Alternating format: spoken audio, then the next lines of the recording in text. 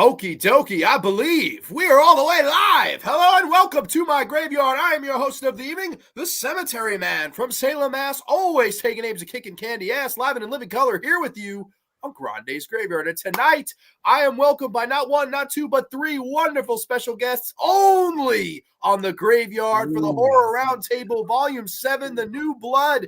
And to my immediate left, right, I don't know, it's all reversed on this son of a bitch, but you know this guy, you love him, he's Gory Cory. He is bow down to the king, ladies and gentlemen, King Gore. Welcome, Gory Cory. Hi. Oh, yeah. Thank you. Happy to see you guys. Cory, always a great time having you on the show. I've had a million and one great times with you, man. Thank you so much for making the time tonight and joining us on the graveyard. Below him, we've got a first-time graveyard goer here. He is, of course, one half of the Mega Powers and the Cabinet of Dr Howdy's podcast. He is the one, the only, not Macho Man Randy Savage, but he is Il Pinguino, Mr. Jeff. Welcome, my friend. Oh, yeah, Grande, do you feel that energy? Oh, yeah, do you feel that pull, the gravity, the weight of four worlds colliding? Oh, yeah, we got the Gore and the Grande smashing into the Phantom Analog and Cabinet of Dr Howdy Podcast universe. Yeah, tonight the madness meets the mania. And when the madness meets the mania, there's no stopping the Macho Man. Oh, yeah. Space is the place and the sky's the limit. Funky like a monkey, the Macho Man is rising, crashing through the atmosphere with the snap of 1,000 lightning bolts. Yeah, but I see you, Grande. I see you doing your hot dogging and grandstanding. Yeah, and no amount of questions tonight is going to stop you from clashing with the Fury, the Titans of Power, too sweet to be sour. Yeah, that's the deal. Well, you're flat on the ground. The Macho Man's coming up because the cream always rises to the top. Yeah. Now that was a fucking promo and a half. That is history beckons the Macho Man. The monkey says, "Oh, it's ready." I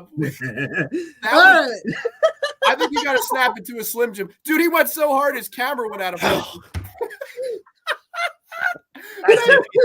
We can shut the show down now. Yes. Oh, yeah. Now you know. And of course, below me, you know him, you love him. He's been on more than a few times. One of my best friends in the whole wide world. It's not the Hulkster, it's Dr. Hog. Yes, Mr. Will, the other half of the Mega Powers and Cabinet of Dr. Howdy's podcast. Will, what's up, brother?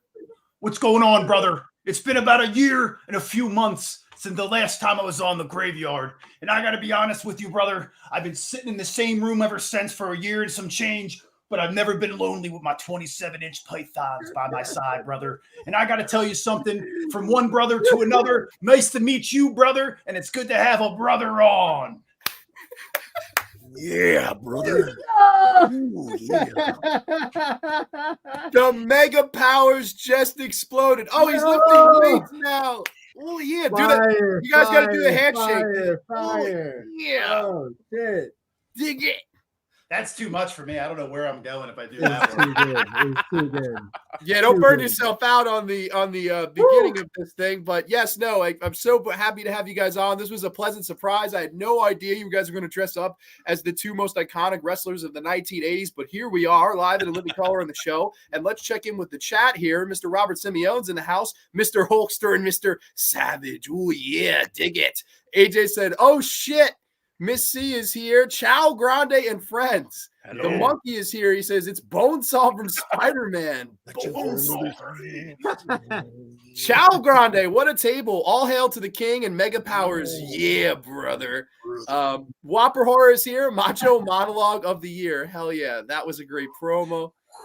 He even taped his fingers. We got Mernzies here. Mernzies Movie Mansion. What's up, Graveyard fam? Great looking group of evil elves tonight. Remember, Santa's watching. Always. Make sure he's not playing video games while he's watching this. So Yeah, it's some of it. He's playing Sonic the Hedgehog for fucking sake. Man, what vitamins did was do. Fully engorged. Okay. I'm feeling very 2002 right now. I feel like opening a can of Surge and turning on Creed. Okay. The soundtrack to our lives. Where's Scott Stapp at? Brothers from other mothers united as one powerhouse. Hell yeah. Good evening, everyone. Welcome, Mr. James Abernathy, all the way from the UK. Hope all is well, my friend. Jake P. Vids is here. What's up, everybody? I think I know who that is. I think that's our good buddy Bloody effing Gore. I think that's his handle. Maybe he changed his handle. I'm not sure.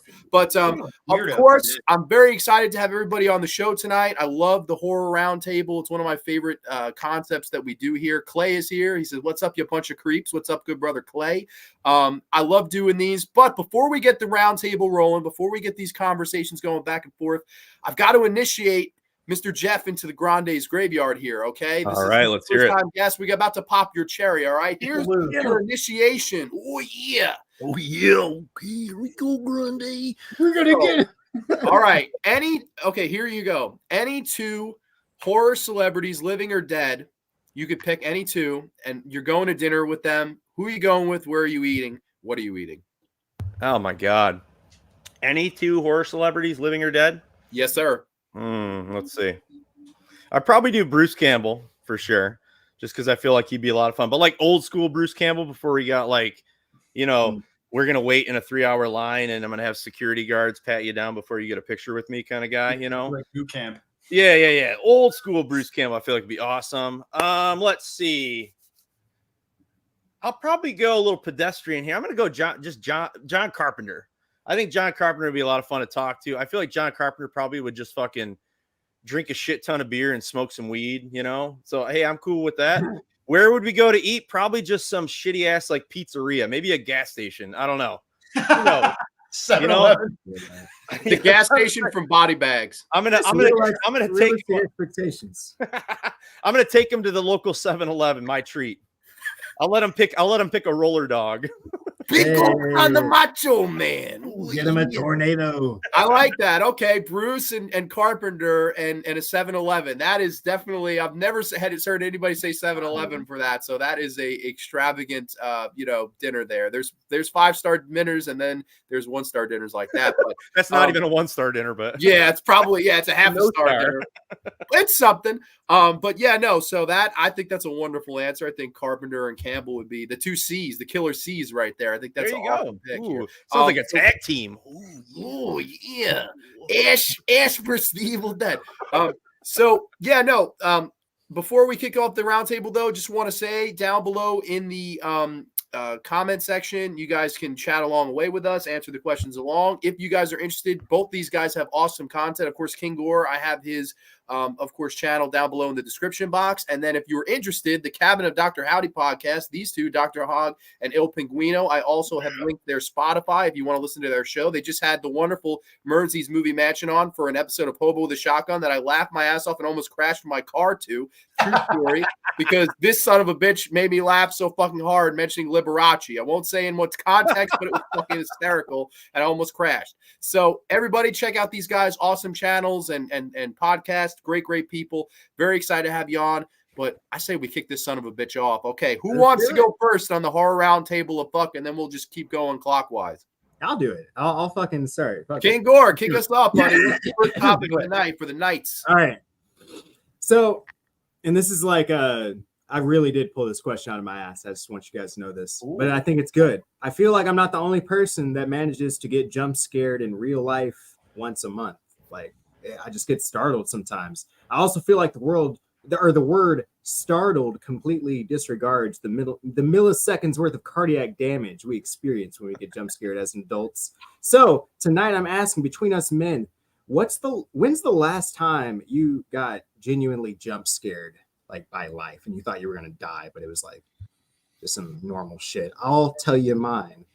I woke up, it was like 1 a.m. I go out, it's very quiet, empty house. I do have dogs, but I didn't know where they were. You just go to the kitchen, dark home, open the kitchen or open the refrigerator, the light, and I turn around. Crazy bug-eyed dog just standing there randomly in the middle of the floor. And I don't know why, but I freaked the fuck out. Rightfully so. No idea why. Yeah, fucking random fucking... It's my dog. I love the dog, but like those big bug eyes and the light hit off. It's just, yeah, dude. It freaked me out. I'm throwing my dog in a fucking crate after that one and making him sleep in there. Yeah. Throw him out. She's a wild one, yo. She's a fireball. I love her, but she just pops up. I know she's sneaky. She's the one you have to look out for because she'll like eat hair or like. Oh, then you gotta pull it out of their ass when they shit. Oh, It's the yeah. worst. Exactly. Oh my god, dude. It's like He's one fucking of brain those. damage when he's pulling it out of his ear. That's my dog every day. It's just like brain damage with the And I had to like kind of look back on this one because I haven't been like generally jump scared in a while. I could have said like a haunted house, but that's not a real jump scare because you're going in there to get jump scared, right? yeah. So the last time I would have to say it was Navy days. I was on a ship and the magazine that I was on was all the way below decks, right? And it was supposedly haunted, right? And there was all kinds of weird shit that went down. Like supposedly somebody killed themselves in there. And like I used to talk shit. Like if there was a spirit, like, hey, you fucking pussy. What are you gonna do, you pussy? Like all my friends would just do that shit. We'll do it again. Yeah. What are you gonna do, you fucking ghost? I'm spreading my ass walking around. That's how you handle your fear. Yeah, took the shit my ass off. You were terrified, dude. Asshole, dude. But we brought this kid down who was in another department. He's like, oh, I heard that magazine's haunted. I'm like, yeah, bro. I said, it's kind of freaky when you go down there at nighttime. So we brought him down at night and we initiated him with a bukkake. And I'm just kidding. Fuck, I was like, wait a minute, what? Anyway, Initiated with a bukkake, and then afterwards, then the haunting started. No, ghost was like, brother. and in the Navy, you have watertight doors. You dog them down. So that way, if a flood happens, you go, your ship's going down. Only certain compartments get flooded up, right? And it's dog watertight. So I watertight the door down, dude. I go all the way down with it. Swear to God, all the way down, lock it, right? And as we're walking around with this kid, I start doing that bullshit where I'm like, yeah, supposedly there's a ghost down here, but he's a big fucking pussy. As soon as I said it, dude, the fucking door with the air pressure fucking opens and just smashes into the wall. And I was like, it was such a jump scare where everything slowed down. Like everything slowed down. I had so much adrenaline. I was like, dude, I'm not talking shit. I moved to another magazine like a week later. I was like, you need to get me out of this, man. It's my death wish right now. Something's gonna happen to me. You know what I mean? When the door slammed, did you hear, let me suck your ass? Your ass, buddy. I've been waiting for it. I don't know why I just went Macho Man. I've been waiting for this. Brother, I've been waiting for that ass. So I had to think back too on mine. I feel like I get jump scared every day. I actually just had a jump scare about like 45 minutes when I was trying to catch a nap before this show. I like woke up, like freaking out. Thought I was falling. But I think having little kids, my youngest daughter is always coming into the bedroom at nighttime, right? And she's really short and small. And I've seen enough creepy kid like horror movies now, like to be okay with that. But dude, at 3 a.m. when you wake up and it's pitch black in your room and you see the silhouette of a figure at the end of your bed, make you piss your pants a little bit. And I see that about at least maybe once a week. So, different positions in the room and stuff. So You ever tried chaining the door shut? I chained her door shut. Splashes and shit. Yeah. Every night. That'll keep you in there. I still haven't let her out. It's been a week. As you're banging in the background. You get Christmas is coming up, yo. I mean, the time's flying in there. Probably. Yeah, no, I would say for me, this is a weird fucking story, but this is the only thing that came to my mind. I was at a Taco Bell like a few months ago, and I put in my order on the little screen, and I'm just standing there, and I hear the lady say, John G. I was like, oh, okay, it's me. I walked over, and out of nowhere, and it wasn't like this was a big guy. He was a tiny little fuck, but he had the reddest fucking face. He goes, hey! I'm like, what the fuck? And he literally like turned me around. I'm like, what the fuck? And he goes, that's mine. I'm like, what the fuck? He goes, I'm John J. I'm like, John J. And then the lady says, yes, John J. And hands it to him. And I'm like, what the fuck, dude? And like, dude, this guy would have fought me to the death for his fucking chalupa or whatever the fuck he ordered. I was like scared. My heart was pounding in my chest. I could have beat this fucking guy with my pinky, but he scared the dog shit out of me. To the point I was not in that moment. That's a Mulholland Drive, David Lynch, when the fucking witch pops out and just like the winky scene. Like, that's what it did. That's crazy. And that's real. That's a real life example. Dude, right? I don't know what this guy to put his hands on me. I was like, dude. I actually got so frightened though that I've not been back to the Taco Bell since. So you're gonna see him behind a dumpster, just like eating a chalupa like a fucking goblin. You had a real life gremlin, dude. And he was ridden the face. It's terrifying, bro. I pictured him as like just like a fucking tomato with arms and legs. Just I like to think his face is so red, it's just oozing little blood from his pores because of the blood pressure. Sweat and the leaves are hair. I don't know. He got right at my face. Sean Blue Digital's here. Good evening, Graveyard Crew. Sean Blue, man. You've been requesting this son of a bitch for long enough. Came in the mail today. The old school reprint, Grande's Graveyard Tea. And for those who ordered the new one, this also came. I'll show this son of a bitch off quick. Sean Blue reminded me. We got plug. We got a plug. Y'all got to buy this only on the Grande's Graveyard channel. It makes your schlong grow like 4 inches longer when you have that shirt on. Just I know because I have one, so that's why I'm asking for a hoodie, yo. I need help, yo. That's 8 inches, bro. You'll be good with a hoodie. Yeah, the hoodie gives you 8 inches. Yeah, take over. The doors better be watertight on the USS Bukkake. Yeah. You know what it's like when cum and water mix. No way. It's a blood bag. Sean Blue says, here's a question, because I know you and Mernsey, you guys and Mernsey talked about this. Does Magnum Releasing still release movies? They'd be interesting to see them release a 4K. I don't think so. I haven't seen them release anything. It looks like that one company that does like RLJE. It looks like they took over those style. Oh, yeah. I think they're both from Canada, I'm pretty sure. Yeah. I haven't seen anything from Magnet. You got to go to the Dollar General. That's usually where they're at. Didn't they sell the rights to the VHS franchise? Like, didn't they have the trilogy and then they sold it to Shudder? And now Shudder does the direct. Every year they do like a direct to Shudder VHS movie. I think that's the last thing I can remember from Magnet. Each one keeps getting worse. Yeah, they all fucking suck, unfortunately. The Master of Fear is here. Hello, Fear, waving to us. Yeah, that's mine. John Jay, man. He was ready to kill me over a fucking gordita, man. I was scared for my life. Imagine entering the afterlife, and that's when you tell people how you died. You were killed by a psycho over a chalupa. That would be only me. I would only. That would be the way I'd go out, my dumbass. John G. Fucks. Yeah. Sick. Just let me know. Oh, of course. Yeah. We'll be in touch. 2,000 Bukkakes. It's my favorite story. That's my career. A childhood classic. Oh my God. Okay, so we'll go around in the circle. Good brother, what do you got for us, man? What do you got for us, Jeff? All right. So I have 2 questions. I'll start with this one. It's a little less specific, right? So out of all the Christmas movies that are out there, right? Now, I'm kind of doing a little flip of the script here. Let's take a Christmas movie, right? It can be anything. It can be a family classic. It can be, I don't know, whatever. Cartoon. If you could rewrite one of them as a horror movie, okay? It can be a comedy. It can be a serious one, whatever. What one would it be? Home Alone is disqualified. You're not allowed to use I was going to say, everyone's going to say fucking Home Alone. Home Alone is disqualified because, the whole Dial Code Santa controversy that surrounded it with that director. I love Home Alone. Great fucking movie, but it's disqualified. So we got to think here. I'm going to tell you mine. And I kind of went the French extremity route, okay? Because I'm a little bit of me and Will were kind of sick fucks in regards with this French extremity stuff, right? So I'm thinking It's a Wonderful Life. Okay, we got Jimmy Stewart, who Mernsey does a fantastic impersonation of Jimmy Stewart. Jimmy Stewart's down and out on his luck, right? Bank closes, okay? He's losing his house.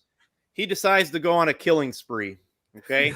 Jimmy Stewart's just fucking taking out every single person possible, right? Going left and right. Okay. Kids, family. We're talking French extremity, bloodbath by the end. At the end of the movie, when he's thinking about jumping off the bridge, we know in It's a Wonderful Life that he, is saved by the angel. This one, he's not saved. He just jumps off the bridge, dies, movie's over. Merry fucking Christmas. I would fucking give my left nut to see that, dude. I feel like it's a extreme kind of downer movie, like Gaspar Noé would probably direct it or something like that, right? It'd be fucking 6 hours long. It'd be in a mushroom trip. It's a miserable fucking life would be the title. I like the idea. Maybe That's not the boy, Jasper, no, Jimmy's and maybe not 6 hours, but like Yeah, I don't know if I can do 6 hours. I might jump off a bridge after Wonderful Life though. Like, and he's killing people. Like, I mean, it's perfect. Yeah, I feel like he probably that. Add some elements of like Falling Down with Michael Douglas, where he just can't fucking take it anymore. like, He really goes to lean the into it. pharmacy and just like shoots that guy that busted his ear when he was a kid. You know what I mean? And just like it's a bloodbath, dude. It'd be great. It's fire, Sets dude. him up. Yeah, like have fun. That's yeah. I hope that happens. He sets them all up in like saw traps, like Mr. Potter, Mr. Potter, you have 3 minutes to cut off your own fucking toes. We actually need to get the budget up here and get the money for it and have Mernsey play fucking It's a Wonderful Life. Oh my It'd god, probably that be would an be easy movie to terrible. make, low key. 100%. Like, you know, like it's a simple ass. It could just be a slasher. Well, you need because at the end of the movie they go back to the present or some shit. Maybe some effects, transitional effects. But somebody get on that right now. Wonderful Life. No, and how about this? If you're love rewriting that. stuff, I want to change your ending, dog. Imagine instead of he kills himself and the guardian angel, what if the devil is like, wait a minute, like you're one of my notorious killers, like we got to keep you alive, and then he convinces him to live and be a fucking serial murderer. Oh, that's forever. the sequel right there, right there. He's killing for the devil after that. There we go. Running love with it, the dude. devil is the sequel. Yeah, Now we just have longevity. We just literally created an idea. We and created then a gave it franchise. longevity and money. we're trademarking it right here. We Love got it. video documentation of it right here. Don't try to Mercy steal it. sounds like he's down to play it. It's time to die, Mr. Potter. It's time to die, Mr. Potter. I don't know Mary. that shit that high. Mary, come here. I'm gonna cut your head off. A Christmas Story with Ralphie that goes on rampage with his BB gun and shoots everyone's eyes out. Okay. In the rabbit outfit. They bring it to modern times, and instead of a BB gun, they give Ralphie. He's like one of those like kids that gets an AR-15. They're like he's crazy, and he goes off. Yeah, that's scary good, but I'm sick and tired of these kids at school. that shit would get banned, bro. These kids are That's a good bullying me. idea, though. Whopper says the Santa Claus with Tim Allen. You wouldn't even have to change the script, just the music. I agree. I fucking agree. That movie's horrifying, dude. I have an idea. I have one in my head. It's brewing, and I got to get it out before I forget because I smoke a lot of medicinal herbs. All right, so we're taking Jingle all the way. Oh God. All right, and I'm making my own spin on this. So you know, King Gore, you're gonna get where I'm going. These guys already know where I'm probably going here. Absolutely. So Arnold I Schwarzenegger, love that right? movie. Doesn't, he pre-orders the doll, actually. The doll's on pre-order, but little do you know, he makes the whole excuse of I have to go pick it up in the city, but he uses Christmas Eve every year to go out and go on a necrophilic serial killer rampage in the city. So it's Arnold, and like in the trailer, the trailer, Arnold. Go ahead. the trailer would end with Arnold, like he's like, honey, it's cold. And then it looks at the camera, he says, cold packing. And it just starts pounding out a corpse. There it is. Could you imagine that though? That would be an amazing movie. I think what if there's a variation of it where like he has like a creepy son and it's played by freaking Joe Spinell, and the creepy son wants a sex doll, so instead of the Turbo Man, he's out to get a sex doll. Dude, That you could do that too. I feel it's like a grown ass Joe Spinell in his room sweating with his shirt off in the turbo. in his whitey tighties. He's been wanting this fleshlight forever, you know. Oh my God. We Dude, just you could have him walked past do. the chat room. You could have Arnold do the puns from Batman and Robin. Cool party. Cool. Cool party. Shit. There's like a baby. 30-minute scene with him in the morgue. You know? Like after Arnold that. one-liners would be fucking Crazy. That's crazy. Oh my bro. God, dude. You Box took it office there, would be so I'm insane. gonna. Put me down. He's just strangling a hooker in an alleyway as he's. Oh, and then he's over her corpse. Yeah. And he's like, "Oh, poor baby." He just delivers one-liners. He like carves one into a wall. And he's like, "Stick around." Dude, it's the best. It's not a tumor. Oh look, It's not a mistletoe. tumor. There is You know no what that bathroom. means? That's Oh the my whole God. thing. He's just freaked out about a diagnosis at the doctor's. That's what really puts him on the murder spree. Is he pregnant like in that one movie where Junior, right? It was Nick Junior. Is Danny DeVito in that one? That's twins, but I think he birthed Danny DeVito at the end of I June. just fused the two movies together. It's Danny DeVito. It's a talking fetus. I feel like we could make that movie happen, even with like just slick editing, bro. It's like combine those two movies together, and then like maybe some like gore shit. Like, Oh yeah.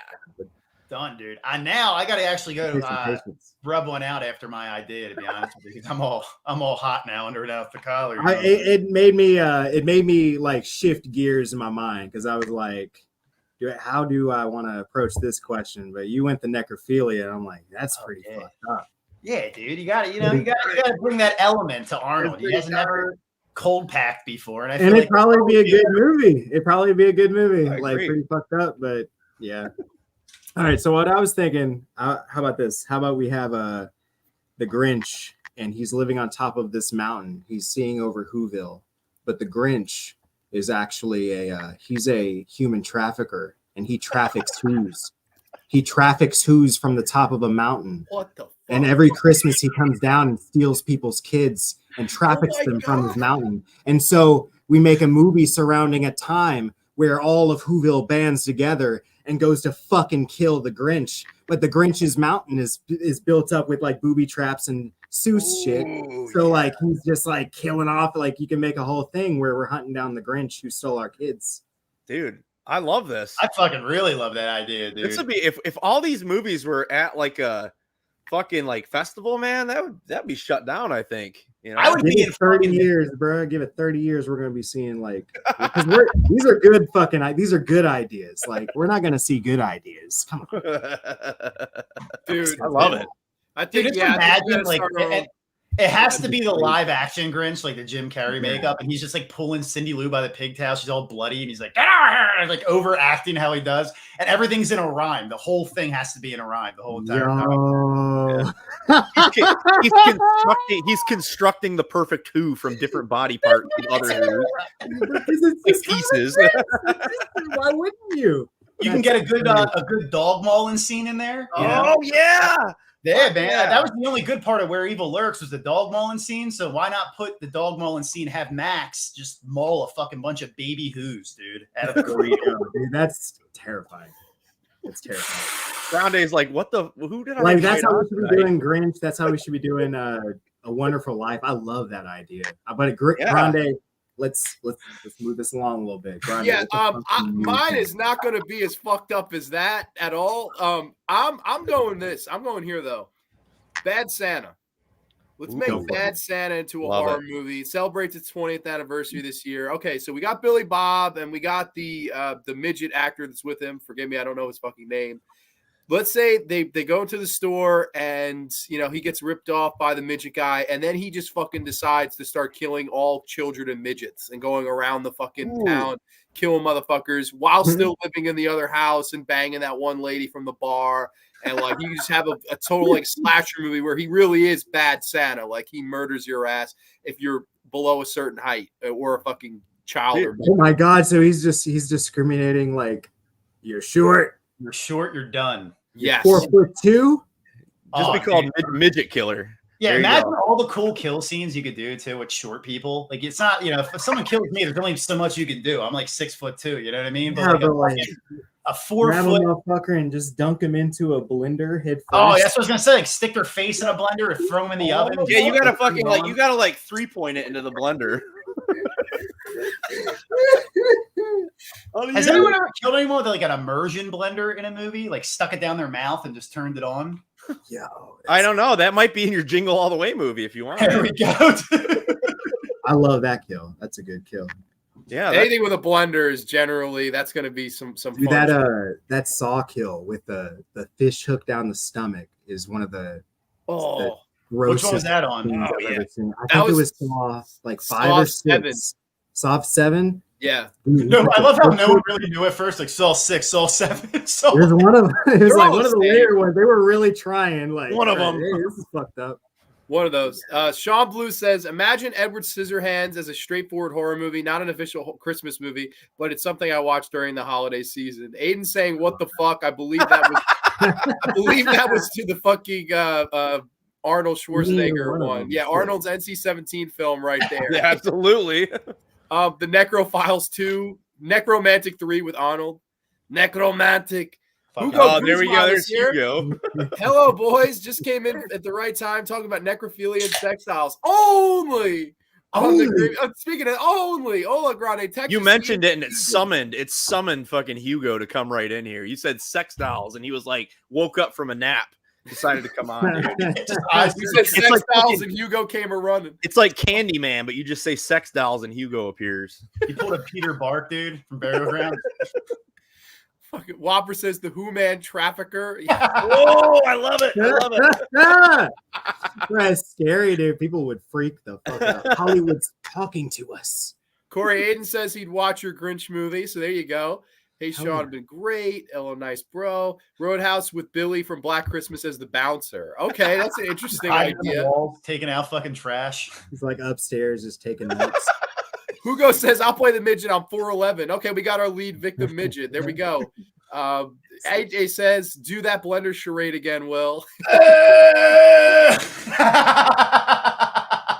Brittany Ward says the Grinch idea was genius. Okay, so people liking all these ideas. Sean cameo by Juno as the Unabomber. Okay. And then High Grande's Graveyard takes THC. We got 71KJC in the house. Welcome, my friend. And people saying hi to them. Okay, so all right, next topic. And see if you can top that. That was a good one. Nuts. Yeah. Thank you, brother. What do you got for us, Will? Killing this fucking. All right. Keep going. Gotcha. I love it. All right, so here you go. I got to give you the setting here. All right, it's Christmas Eve, and the North Pole is under attack from Russian mercenaries. Santa can't make his deliveries and is pinned down, and almost all the elves are long gone. What team of movie characters are you bringing in so it can be saved? Ooh. It doesn't have to be horror. It could be any genre movie. Now I'm going to give you my three. All right. Dutch from Predator. Casey Ryback from Under Siege. And the three-titted Martian from Total Recall. Let me tell you why. We need a little motivation. First and foremost, Casey Ryback, Steven Skull would walk into the North Pole. First thing he'd do, he's like, hey, baby, how's it going? Where's your kitchen at, baby? And he would teach them all how to make microwave cookies. Because in Under Siege 2, they fucking make the microwave cake on the fucking train. And he'd just be whipping up cookies as Dutch is just plowing through Russian mercenaries left and right. And the three-titted Martian ladies, really, if I'm there and Santa's there, we're getting it in with the three-titted Martian lady. That's the only reason she's really there, is just for enjoyment. I could imagine Arnold like going up to Santa, like Santa's all chained up and shit. Is what's the matter, Santa?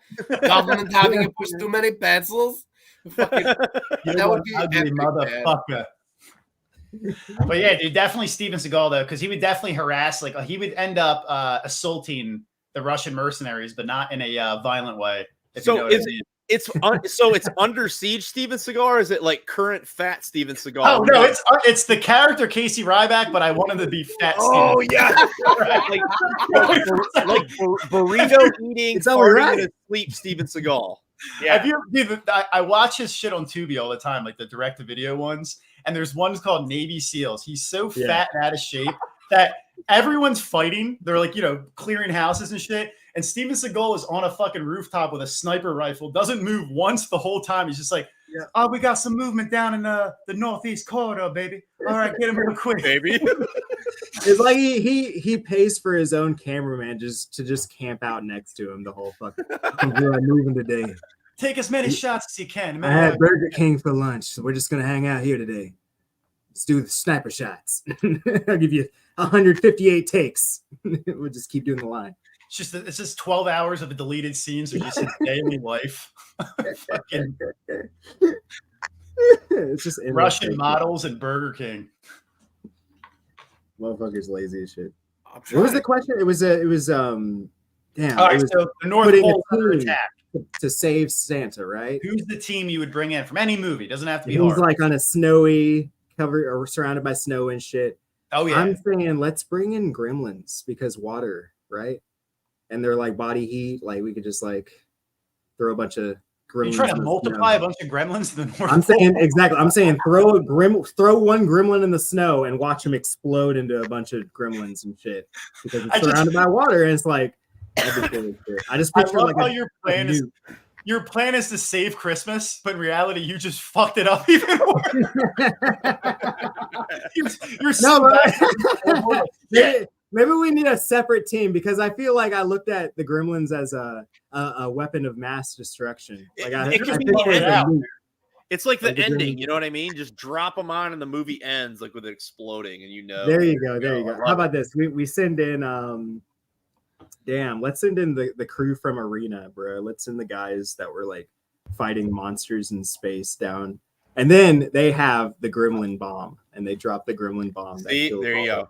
That's like the last resort. There you go. That would be a horrifying way to die. Imagine something that's getting dropped, and all of a sudden you just see all those fucking gremlins just starting like exploding on you, dude. Yeah, like I just picture them like just so quick over the snow and shit. Just eating motherfuckers. And then, like, honestly, whoever comes in after the gremlin bomb drops to save Santa, it doesn't matter. Like, you could just have fucking Jennifer Love Hewitt from Isolated. You know, I know she feels summer. Just Tim Allen from Home Improvement comes in. Yeah, come in, Santa. The whole shit, like, you know, dun, dun, dun, dun, dun, dun, they drop the gremlin bomb. Oh, yeah. Tim Allen. Tim Allen shit, bro. That's my guy. He's crazy. We had some gremlins here. I got one. Okay. Here's who I would have. I would have the Cenobites go and save Santa. I think that'd be fucking amazing. Like all these fucking motherfuckers getting pulled apart by chains and shit like that. And you can just have Pinhead slowly but surely just weave his way through all these motherfuckers. I think that would be badass, man. Yeah. And then Santa has to get sacrificed at the end, though. Like the same thing. Like that's like it just at the end, Pinhead just comes out and just like your flesh for payment or some shit. It doesn't even sound like that. It just made him sound so much more badass. Your flesh for payment, brother. Santa's like he's calling upon the Cenobites to save him from the mundane Christmas life. He's like, I want to be tortured. Imagine the Santa Cenobite, how cool that would be. Like Santa has like fucking like fucking sadomasochistic leather on. He takes off the jacket. He's like a fucking candy cane strap on. Yeah, there's a candy cane that just shoots out and goes in your ass instead of the fish hooks. With like a candy cane dildo that plunges to the wall. But it doesn't do anything. He just ends up using it in front of a bunch of people. That's my Christmas cheer. Yeah. All right, I got my time. You can go back now. Where's Rudolph? I'm trying to see that light shine through my stomach. He comes back for Rudolph. I forgot something. Fucking Rudolph's in his stable just chilling. It's like fucking relaxing after the warfare, and all of a sudden just sees like Santa materialize and like a fucking little mistletoe shows up, static electricity, and he comes through. Not again. Rankin Bass, more like. Oh my god. So I got one. Mine's a little bit more of like a buddy action kind of movie. All right, so picture this. It's Christmas Eve. We're gonna go Christmas Eve 1988. All right. New York City, Sylvester Stallone plays Sergeant Brock, a police officer who's down on his luck. He's riding in an Uber, okay? And all of a sudden in the back seat of the car, Uber wasn't around in 1988, but fuck you, it is in my universe. Okay? It's just a taxi that he yelled for. There we go. So it's a taxi. In the back seat, we have another one. Just jump in. He's holding food. He's a delivery driver, but his car broke down. It's Ke-Huy Quan, Data from the Goonies. Short Round from Indiana Jones. Oh, I need to get to the delivery. And he says, and Sylvester Stallone, Sergeant Brock's like, God damn it, what the fuck, right? All of a sudden, they look at the driver. The driver turns around and is like, you motherfucker, you. And it's Joe Pesci as the driver. Oh, my God. We've assembled the perfect buddy action comedy movie right here. Now, of course, they're going to get roped up into this rescue mission unexpectedly. Sergeant Brock's going to have to go back and rescue Santa and the elves and shit like that, right? But the only problem is, and here's the comedic relief, is that no one can understand each other. You have Ke-Huy Quan, Mr. Stallone, set the booty trap. And then Sylvester Stallone's like, you mean the booby trap? That's what I said. That's what I said. Then you got fucking Sylvester Stallone. They got Sylvester Stallone. Hey, yo. They can't understand each other. Then you got Joe Pesci. Look at this fucking piece of shit. And none of them can understand each other. The orders are completely bad. They all blow each other apart at the end and they die. There we go. Merry Christmas again. They never get to the North Pole. They never get to the North Pole. They never make it. They actually never make it off 25th Street in New York City. So it's a tragedy because the entire movie is them trying to get the car running. But they can't understand each other. There we go.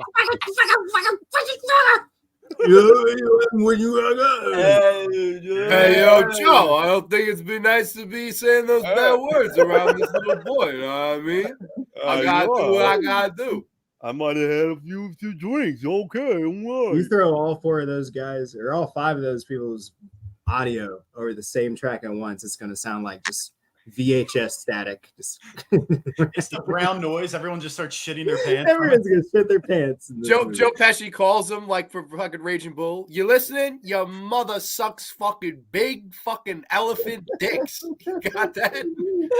Hey, my mother hasn't done anything. Turn the car on. What are we doing? And then it just blows up. That's an epic cast right there. Let's see. The chat says Miracle on 34th Street, but with Peter Barks who tries to convince his mom the entire movie to bang him. Okay. That's Peter Barks' Miracle right there. Miracle. AJ says The Goonies. Texas says Clay, that's genius. Bruce Willis and Die Hard. Okay. We got Last House on 34th Street featuring David Hess. Hell yeah, man. Ruggiero Diodato's got to direct that shit.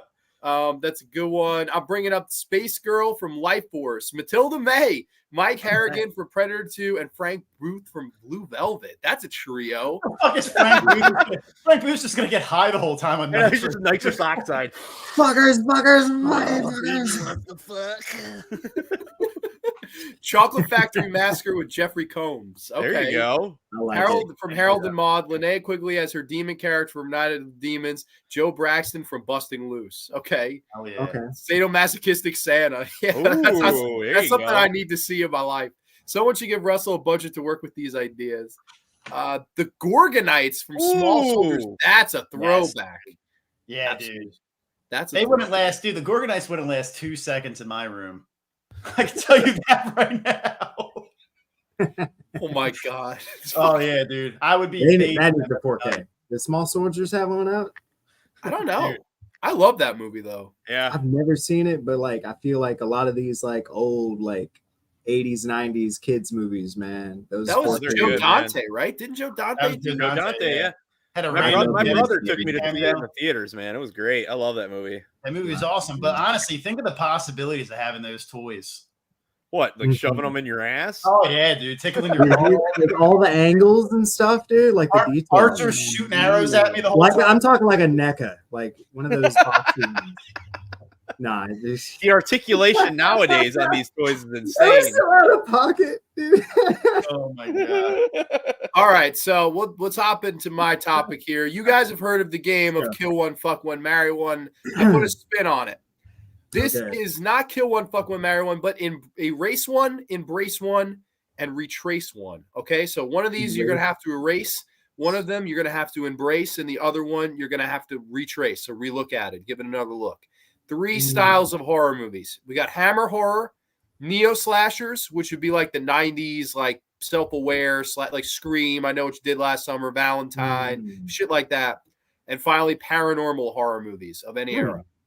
Okay. Erase one, embrace one, retrace one. Wait, say that one more time.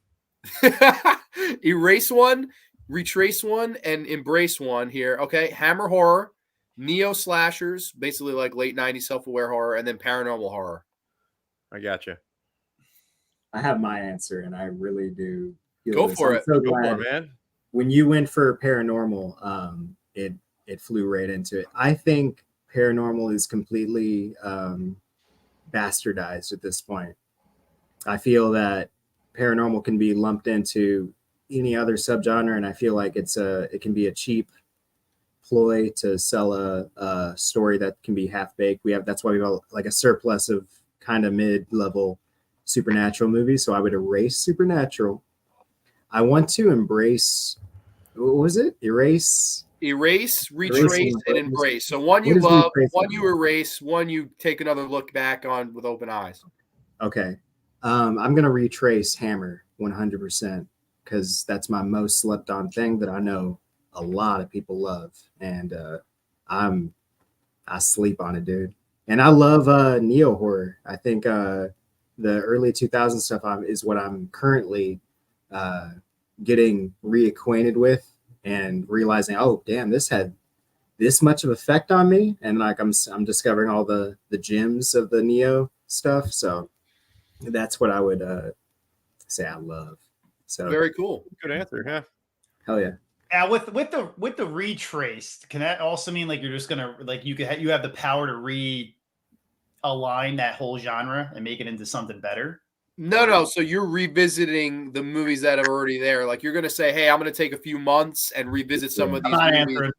So like if you like you get it, you know. So all right, I'll just go then. I'll throw it out there. I would have to say, fuck, man, this actually is kind of hard. I'm erasing the slasher one because I fucking hate Scream, and I really don't like. There's a couple good ones in the early 2000s and some good 90s ones. Oh, you're erasing? No, he's erasing the Neo stuff. Neo slasher, yeah, the Scream and Valentine shit and all that type of stuff. Yeah. Okay, I'm erasing it. I'm gonna probably fuck me.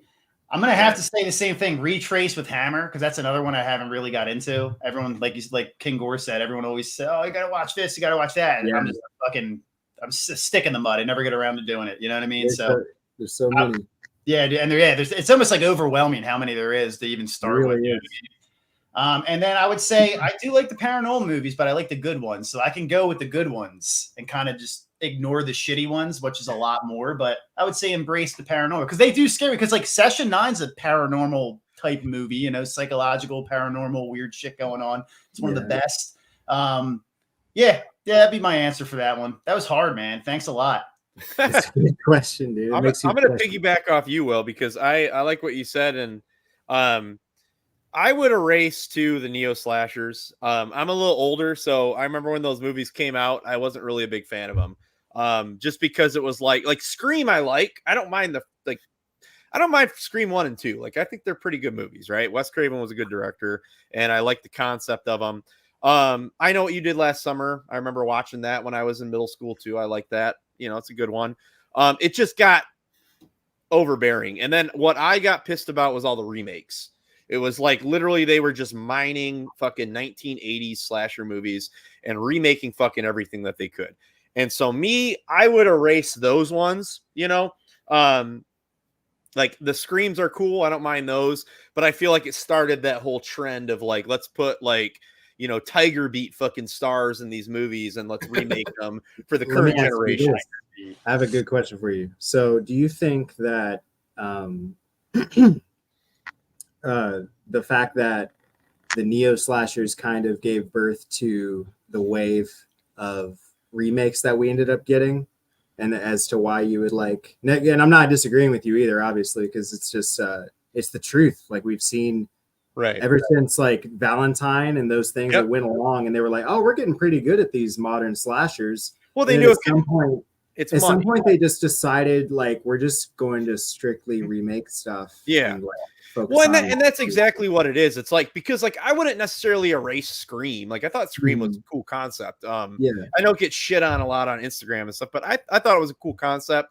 You know, I thought Wes Craven's New Nightmare kind of did it a few years before it, you know, same kind of concept, you know, but I like that kind of meta feel to it. Right. But like you're saying, I agree with you. It kind of gave birth to all these, like, let's just make tons of money. Right.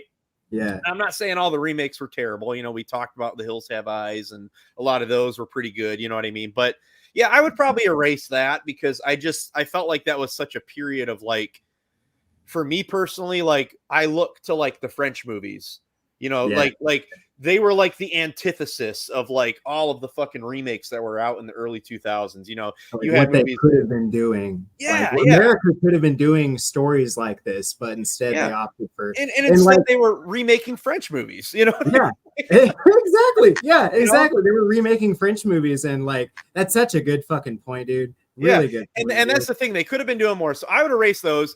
Now I'm gonna go ahead and flip it around. I would embrace Hammer horror because, like you, King Gore, I love Hammer horror. Like Plague of the fucking Zombies, Christopher Lee as Dracula. That's like I like. I remember I saw Dracula Prince of Darkness when I was like 8 on Turner Classic Movies. And that was like one of my first horror movies I ever saw. So I love those movies. And I feel like nowadays with a lot of like people, they kind of think Hammer horror is cheesy. So they don't really like want to embrace it. And I feel like that's something that needs to be embraced because it was so good. And I would probably retrace paranormal movies. Now, let me tell you why. I agree with you that the fact that paranormal movies have been overdone. Like, I agree. Like Paranormal Activity, all that bullshit that came out, right? But there have been plenty of really good paranormal movies that I would have loved to see. Like The Orphanage, I thought was a fantastic fucking movie. I was so invested in that movie when it came out. I didn't even mind the first like Insidious when it came out. Me and Will talk about that. Like for like a more blockbuster horror movie, I thought the first like good. 2 Conjurings are like amazing. I think the sequel to The Conjuring, they like did a good dub on that. Yeah, it's the fact that it's the oversaturation. Like we get one good supernatural horror, it seems, for every 20 or so that you right. And I feel like there are a lot of really good old ones. You got like The Sentinel, right? Legend of Hell House is a fucking classic to me too. So I feel like the paranormal genre is one that's always like it's ripe for making new movies with, but you have to do it right. You got to do something new. You got to do something creative. And to me, like the paranormal genre has always been one that's on atmosphere. You got to really focus on atmosphere and building the tension. And you have a mind for atmosphere to like, and when it's done well, when it's done well, it's great. So that's my answer. I feel like paranormal movies, like if we could redo them the right way, absolutely, I would love to see more of them. Bro, it's a good answer, dude. That is a great answer. Yeah, no, and I think, taking this one step further before I even get my thing, it's like the erase part is so interesting. Like, let's say you technically did erase one of these 3. In my opinion, you'd impact the genre forever, no matter what you did. If you erase Scream coming out, where does the genre go from there? And if you erase the paranormal stuff, what the fuck would be coming out now? Because it seems like that's all they do. Oh, the Conjuring universe, we'll fucking do spinoffs of all these different things. It's like that's all it seems to be coming out theatrically.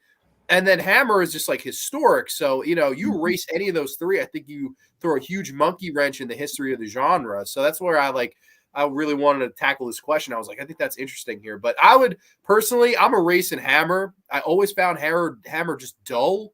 I think just dull horror. I do. Someone had to do it, bro. Someone had to do it. Yeah, I mean, I respect you. I respect you. I respect that. Well, fuck you, for real. No. I'm just like 4 Hammer movies, bro. Like, so I can't really say I'm a fan, but like like they'll all have these misleading titles like The House That Dripped Blood. And then there's no gore in the fucking film. I'm like, wait a minute. There's Peter Cushing. I don't give a fuck though. Where's the house that's dripping blood in this motherfucker? So what is it that you don't like? You don't like the misleading titles, or what is it about them? Like I don't misleading titles, number 1. Number 2, you're in the 1950s. You have Technicolor to play with, and there's no fucking gore because most likely due to censorship. I mean, it was not until like the later half of the 1960s bleeding over into the 1970s when exploitation really just started coming out like beat after beat. I mean, it was Last House on the Left. It was I Drink Your Blood. Movies that were living up to the titles, that the Texas Chainsaw Massacre, these movies that were being exploitative and entertaining, gritty, and fucking raw. I don't get that from Hammer. To me, Hammer is so sophisticated. It's almost to me for like the fucking British guy in the back of the room with a fucking pinky up drinking a fucking glass of wine. Like it's just a little too. But have you ever seen the later Hammer stuff? Because there's the later Hammer stuff that's trying to compete with the exploitation. Like Twins of Evil with the big titties. Twins of Evil is the one you need to watch. Titties in that one. And then right at the beginning of the movie, the guy gets his head fucking chopped off. I think like I agree with you in the sense that like a lot of the early Hammer, and especially like the non-Hammer, like or the non-horror Hammer stuff is definitely like kind of tame. It's old, but like Twins of Evil, you know, like Vampire Circus, like that's when they started getting like gritty, like fucking Blade of the Ripper. You know, here we go, Hands of the Ripper right there. There we go, Hands of the Ripper. I love that one. So good. So I feel like I agree with you, but a lot of the later ones, man, they were trying to keep up with the exploitation shit that was coming out. So, okay, and Mr. Il Pinguino says that maybe I should be retracing some Hammer. So that's interesting. Totally fair. You need to retrace them titties in Twins of Evil. That's what you got to do. I'm gonna have Even Slasher Fred is saying Twins of Evil. So, okay, we're definitely, people are loving to love that one. I would say erase that, though. I'm saying this is tough. I'm going to embrace the paranormal movies because I do think there have been more good paranormal movies than neo-slashers. I think neo-slashers are fun to retrace just because of how kind of funny the genre was at that time. Like every fucking neo-slasher, it's, okay, let's get a bunch of CW11 actors, put them in black t-shirts, and put them around a fucking poster, and that's it. Like all of them, that's all they fucking did. And like these movies were literally almost like Lifetime movies, like the way they looked and felt. Hold on. What about, is Mandy a neo-slasher? No, I don't think so. Mandy Not at Lane all. isn't No, I don't think so. To me, neo, like being a neo-slasher, like number one, that time period is the key for it. Like just same thing. Hammer. I think Hammer. I think the 50s. I think you know neo-slasher, late 90s, early 2000s. Okay, that's what I was gonna say. What's your timetable here? Yeah, I agree with you. I agree with you. Yeah, so I don't know. I would say I'm embracing the paranormal movies. There's so many I love. I love Burnt Offerings. I love the original Amityville Horror. I love the Conjuring movies. I'm big into paranormal movies, even though there have been some shit, you know, paranormal craptivity and, you know, all these fucking, you know, nuns and whatever. There's that one movie that I know you really like. It's a paranormal movie. It's a Hereditary, Ari Aster. Oh, that's a piece of shit. The Lodge is what he fucking loves. The Lodge is fucking great. Yeah. Harry Astor go fuck himself. Harry Astor. Dude, yes. I feel like you need to send him an email and just write that. It's like, hey, Harry Astor, just ruin his day. Dude, Martin Scorsese backs that fucking guy. I'm like, dude, what the fuck is this? Why does he backs everyone, though? That's the thing. Like, he backs everyone that's considered like art house. You know what I mean? You ever notice that? And they're like, just like when Tarantino was like backing Eli Roth, like, oh, Eli does great. It's like, fuck, no, he does not. Like, I don't mind Eli Roth as much, but you know, I like them both. But okay, so Cory, next topic. My friend, what do you got for us? We can check the chat. Has everyone went around once? That's crazy. I believe so. I'm gonna go grab a beer real quick. Hold on. All right. I got a good one for you, y'all. Yeah, as if every question tonight has been amazing, y'all. Give it up to Grande's Graveyard. Stab that thumbs up, yo. Yeah, Stab that like. Yeah. By the way, to the chat, I'll click on your comments as Cory goes because I felt bad. I neglected you all. You got to do it. You got to do it. Hey, and if you're on Spotify, you need to check out the Cabinet of Dr Howdy, yo, podcast. Check that out. Oh, Captain Howdy. Great. Sorry, man. Thank you. All right, Captain Howdy podcast. Cabinet of Dr Howdy. Captain Howdy. Oh my goodness. The mega power is about to explode. John Steele. Yeah. All right, question. Here we go. Favorite sleazy horror and favorite prude horror, or horror with a lot of sex and controversy versus a horror that has none. I thought he said horror at first. I'm like, favorite horror. Horror. Can you say that again? It was what? So it's like a horror movie. Your favorite horror movie that's like notoriously sleazy. And then a horror movie that is more on like the PG side. Like we were just talking about Hammer horror, and Grande was talking about the thing with the titles not really selling. Like, it's dripping blood, but where's the blood? So like maybe your favorite horror movie that doesn't have any like violence and gore and stuff. Gotcha. Ooh, that's a good one. Wow, that's so funny because freaking Will, he loves extreme horror. He's gonna be like happiness. Yeah, I'm trying to think of like one that's like, so like to me, extreme gore and sleaze aren't the same. Let's keep it. Let's try and keep it horror because like happiness. It's disturbing. It's a disturbing ass movie. Yeah, I wouldn't have said happiness, but it is. We wouldn't like classify it because palindrome, all the Todd Solondz shit, and that's he's a New Jersey madman, dude. I love him. Fucking maniac. So you're saying a horror movie without like gore that's just mostly Yeah, like Atmosphere a kind of PG style. or a PG-13 horror, like a movie that like if you were to sell it to somebody and it was like, this is a real got like I the got title's one. like Kill Your Stepmom, and then you get in there and it's like no one dies, but it's still a good movie.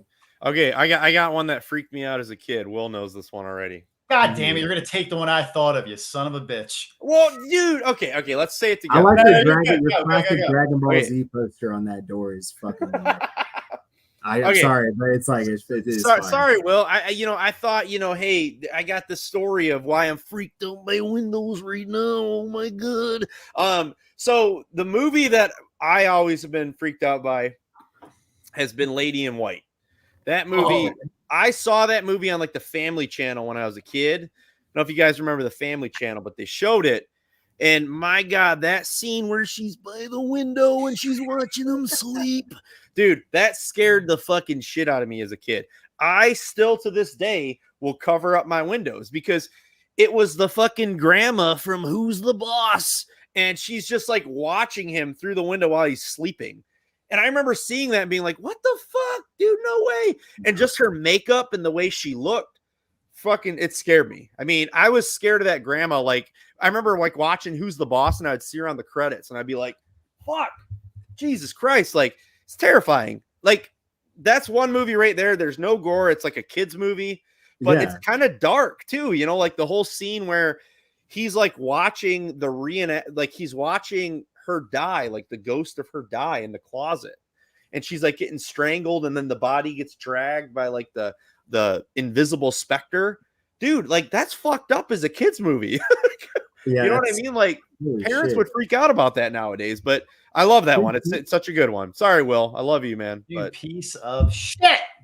The betrayal of a lifetime. What's your sleazy one then, Jeff? What's your wait? Okay, so repeat that one real quick. So that one is. So it's like we have your movie that doesn't have any kind of sleaze at all. So like, is there a movie that's like, it's sleazy and you love it, and it's the type of sleaze where you question whether or not you could like recommend it or watch it with somebody, especially like it's like, man, this is just dirty and fun and Vinegar Syndrome. Think that type deal. I'm trying to think. I mean, there's quite a few that like I won't watch with people because I'm just like I know they'd be like, what the fuck is wrong with you? Like, why would you want to watch this movie? Like, someone like the French Extremity stuff for sure. I'd watch alone, but at the same time, I'm like, Men Behind the Sun might be one that I would like maybe watch by myself. Unless I'm with a group of people of like-minded people and we're drinking beer or something like that. But I'm not gonna fucking like watch that like with hey mom, let's pop this on real quick. Hey, mom. Yeah, let's watch. You ever been to Serbia?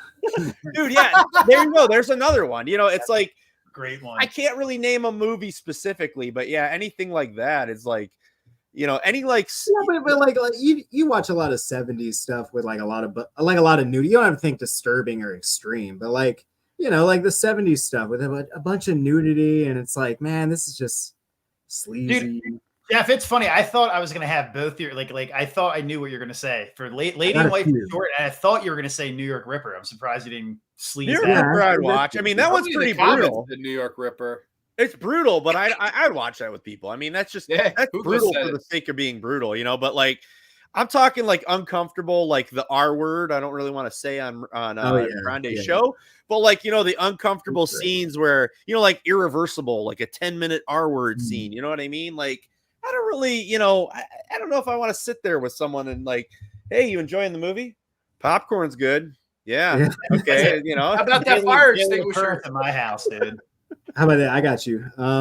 So if I were to pick a non-sleazy movie, but it's still like it is still horror, I would pick Funny Games. Ooh, hell yeah! It's still very horror, but it's fucking creepy, dude. They don't show anything though. Like I don't think there's like swearing. They don't even say like. It's the anti-horror film. Yeah, it really is. Yeah. Just super tense the whole fucking time. Yeah, I love that film. They somehow made Breaking Eggs tension filled. That's scary. Yeah, that scared me the most because it's like, why are you making this? Don't you want to leave? Because when I first saw it, I was like, why are they? this should be like a 2-second ordeal, and they're just drawing it out, and I'm just like, oh, this could not possibly end well, dude. But funny games, I guess a non-sleazy horror, without the graphic violence. And dude, the sleazy horror that I've kind of realized I love is Thriller, The Cruel Picture. Oh yeah, that's it, dude. Yeah, like I said, dude, that's another one. It's like the uncomfortable scenes. You don't want to sit with people and just watch that. It's like, okay, yeah, all right. Yeah. It's like they have two versions, but like one has like the cream pie version. Yeah, yeah, the cream pie version. They call her Stink Eye. Yeah, they call her Stink Eye. Yeah, big old bottle. The red snap piece DVD. You had to get the red one. If you got the yellow one, it was edited. The red snap piece. Yeah, that's true. Was the unedited one, dude. Yeah. Oh wow! And I still have it downstairs. Really? Oh in my the god! deep collection. Oh man! I saw that shit at a pretty, like, I'd say like 14, 15 years old. I remember I bought it from Borders Books with my own money for my job, and I put it on. I'm like, what the fuck? This is like you saw the uncut of that? Yeah, it's like a Swedish porno, dude. The uncut Caligula too when I was like 15. Oh, yeah. Oh, dude. See, I watched that one with the wife. By that So. point, I'd heard about Caligula, but like you just look up the scenes where there's sex in this when you're fucking 15. My mom was like, Will, why are you going to? You're really into history. You love that Caligula movie. Wow, like, Rome, huh? Oh yeah, just don't come in my room, Mom. Leave me the fuck alone. Yeah. I'll I'll let you know when you can come in. What the fuck? Are we taking over the show? Yo. But honestly, what was it? He's back. Grande, what the hell are you doing? Back, baby. Throwing us off, Grande. I think out of nowhere just shit itself. I was like, oh no. I'm gonna go with. So I'm a collector of sleaze and exploitative fucking crazy shit. So there's some ones that I would never recommend, but I'm going with something like I put people through the fucking grinder. I don't give a shit what your threshold is. Like, I'm gonna put a movie on, you're gonna watch it. Basically, that's how it is. So for sleazy, you're gonna smoke this weed and watch. Yeah, you're gonna smoke this angel dust and fucking deal with it, buddy. Yeah, you're gonna sniff this. Yeah, I'm gonna say for horror. Yeah. One of the few films that still fucking just destroys me every time I watch it. Like, I have to literally sit there and kind of just think afterwards, like, what am I doing with my life? Why am I watching this? And that would be Fred Vogel's August Underground. I think that's it's a perfect fucking serial killer film. And it's just so Jeremy Cruz and Fred Vogel, they were at the top of their fucking game with special effects. Like, I don't think anyone could touch them at that time. They were just in the prime, dude. And that's one that, like, when people are getting into like more and more sleazy, fucked up horror, that's the one that I always wait to put them on, because for some reason that's worse than, you got the Serbian film, you got all the French Extremity, they're all really bad, but fucking August Underground will put me in a straight up bad mood for like a couple days after watching it, dude. It's a palate cleanser, dude. It's just a fucking it's a palate cleanser, man. It's so fucking crazy. And then I brought it up earlier, and I'm gonna have to stick to it. There is like a little violent scene at the end, but it's nothing crazy. But Session 9 for the non-violent movie. That's a good one, man. It honestly could have been, if it wasn't for the lobotomy at the end with the spike in the eye, that could have been PG or PG-13 straight up. And it's just one of those films where there's no gore, there's really no violence. It's all atmosphere and character driven. Yep. And it's effective as shit. And when you get to that ending, for not seeing any gore, you don't see shit, you just hear it, and it just puts you in that mood of like, fuck, dude. Like, it makes me feel like shit a couple days after. So that's the good side of the spectrum there, Brittany, I remember over. Go ahead, Grande. Howdy interview with Fred Vogel was great. Got to watch August Underground. Sorry, I didn't mean to interrupt. No, you're good. I was gonna say at the end of like Session 9, I remember watching that at like 2 a.m. And I remember I was by myself, and that whole fucking scene where he goes down into the room and he starts listening to the tapes, and they keep talking, they're like talking about the different characters and shit. And then all of a sudden the voice comes on. Yeah. I remember hearing that for the first time and being like, what the fuck? Like, yeah, dude. And the music. What balls of steel does that guy have, though, being there? You know what I mean? Like, after hours. I know. What a fucking maniac. Better balls I ever seen on somebody. God, that is a great fucking movie, though. Yeah, that is a great one. Yeah, no, okay, so for me, I'm going for sleazy. but not violent. I went right to the Blu-ray shelf right here. Give me a little Sold Out Miranda and She Killed in Ecstasy. This is as sleazy as it gets without any real gore in this. I mean, maybe 1 or 2 shots, but you will fall in love with Sold Out Miranda if you've not fucking seen this movie. This is like 80 minutes of great exploitation, sleaze, revenge. And I loved every fucking minute of it. Like one of my faves. But if I'm going, if I'm going like, you know, non-horror with movies that fuck me up, not gory, I would say, and I know this fucked up Will, is Spirited Away. Like the opening of Spirited Away always fucks me up when the parents, like, they're just like, oh, hey, we'll stop for a bite to eat. And then they turn into these wild hogs, Dr. Hogs. And dude, fucking freaked me. I was so scared for my family to like order Chinese food after that because I was like, you will turn into hogs. Did you see that as a kid, Grande? Did you see that as a kid? I saw it at 5 years old, right when it came out. See, I was later on a lot of those Studio Ghibli movies because my oldest daughter got really into anime. So I like about 5-6 years ago, I was like, all right, let me check out some of the Studio Ghibli movies. And I watched that one. And yeah, it's pretty dark in spots. For sure. I loved it though. It was great. Yeah, no, it's just like, I don't know. To me, when I was 5, I was scared shitless. I remember my grandmother bringing home the DVD. Oh, it won, Academy Award. And I put it in. I was so excited. I was like, I love Monsters, Inc. And remember when I forget what his name is, the face thing. Remember when he turns into that big creature? No Face, yeah. That's terrifying. That thing was like humongous. And it's like, but it's sad because he just wants someone to be with. That's all, man. And then that whole train scene, goddamn, dude, make me cry thinking about it. Oh, dude, that's like one of the best scenes in. Oh, I love that scene and the music. I think I know we're getting a little off track, but Studio Ghibli with Grave of the Fireflies, one of my history classes. So I took a history of modern Japan class when I was in college for my degree, and they showed us Grave of the Fireflies. And I had never seen that movie. I think that was the first Studio Ghibli movie I ever seen. And I remember she kind of warned us that it's a dark movie. And dude, I remember by the end, me and my friend Brandon, we just like looked at each other and we were like, fuck. Like, God damn, I feel like shit right now. And I still like my oldest daughter will see that movie. And I'm like, you can watch it when you're ready, but it's a depressing ass movie. I'm like, God, that's so good. I cried my eyes out when I first saw it. I was like the way that movie ends when they look at the camera and it's just like, dude, you just watch these two people slowly die, and like there's nothing you could do. You were told for the beginning, yet there's nothing you could do. You didn't know though, yeah. Oh my God, dude. Dude, one time I was in FYA with my wife. She was like shopping at the mall, and I went into FYA. And they had the fucking little candies that the little girl that they have in there. I'm like, what kind of sick fuck would buy this as a She never woke up. Jesus Christ. Jesus Christ. Yeah, that's fucked up. That's a horror movie. Wait, what is the other one? It's sleazy horror movie that I would like to watch with friends. Yeah, right. Just like favorite sleazy. You already said it. It was She Killed in Ecstasy, right?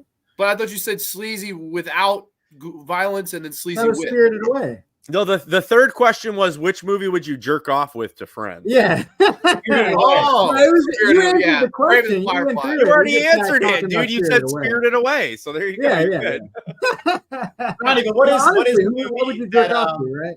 What is a movie that's like ultra violent that you wouldn't recommend? Like you want to be easy, like somebody at work, like, hey, listen, watch this movie. I remember, I'll never forget it. Now I don't know about work, but in high school, I was always like the go-to. People would be like, Rondé, what? Give me something crazy to watch. And I had a lady friend over, and we were sitting down, and she was like, show me something that'll fucking offend me. Word for word what she said. And I was like, something that will offend you? She said, yeah. So I put in, I logically did the only logical thing. I put in Maniac starring Joe Spinell. Maybe 30 minutes into that movie, she was like, turn this off. This is fucking sick. Did she call you back? Never spoke to her again. She was absolutely scared to death of me forever. She was like, you are sick, but you watch movies where these women get scalped and fucking stapled their fucking scalps onto mannequins. I was like, you told me to fucking offend you. What the this is the tip of the iceberg. You should have given her Oh shit! You're just choking her in the bed, scalping her. She never made it out of Grande's house. She's been dead for years. She's on display behind the camera, I think. Yeah, no, I don't know. That Martyrs would be one I would never recommend to somebody at the water cooler. Like, hey, buddy, hey, man, how's the week? Oh, man, just go see this movie Martyrs, bro. It'll fuck up your world. See a chick get skinned alive. Get tortured. Martyrs. Dude, I actually had a dude at work. His name is Bert. I love a name, Bert. Bert's a good name. He's a big round guy too, which I love. Burt Young? Burt Young. I saw Burt Young earlier. Rest in peace. Yeah, the man, dude. Grease fucking. Anal grease fucking. Amityville too. Oh my God. Yeah, the fucking marital. Oh my God. There'll be no trespassing. They should have. There he is. Yes, There he is. I had a rejuvenation of energy when I saw him earlier. King Gore went off and I saw Burt Young and I just started wanting to fucking beat my wife. Yo, it's me.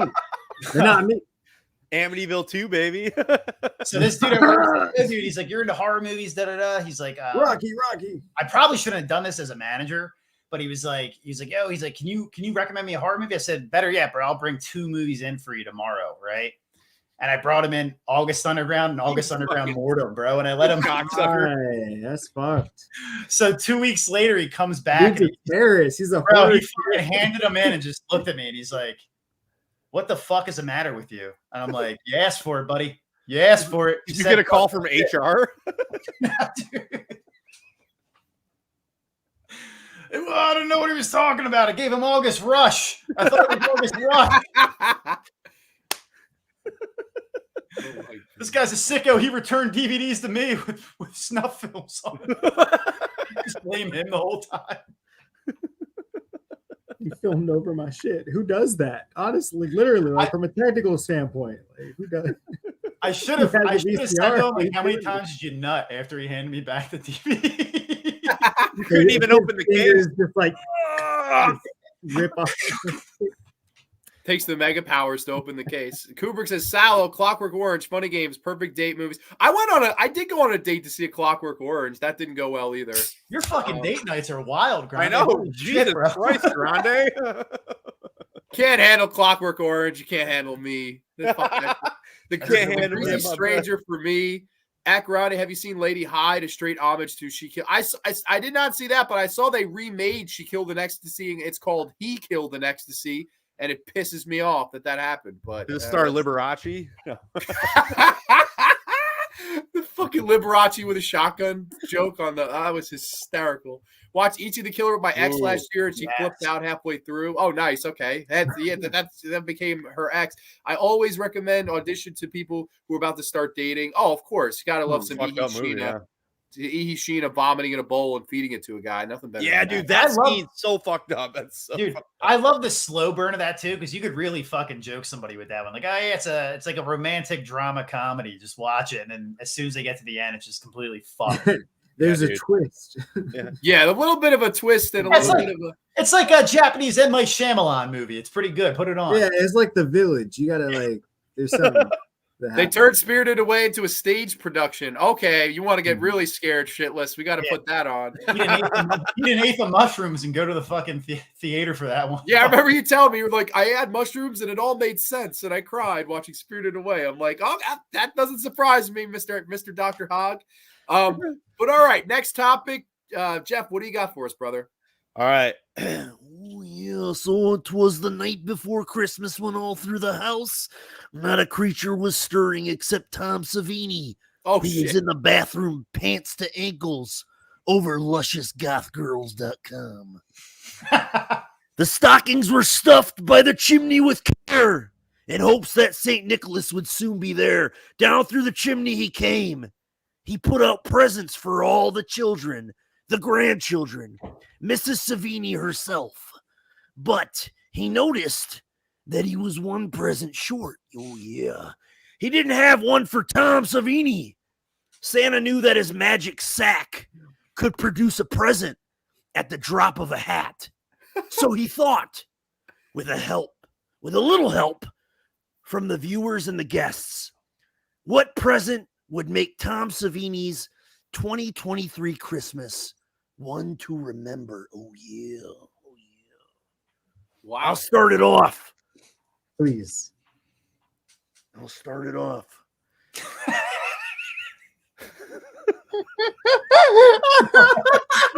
Are you having a stroke? Give me a second. Yeah, I'm gonna start this one off.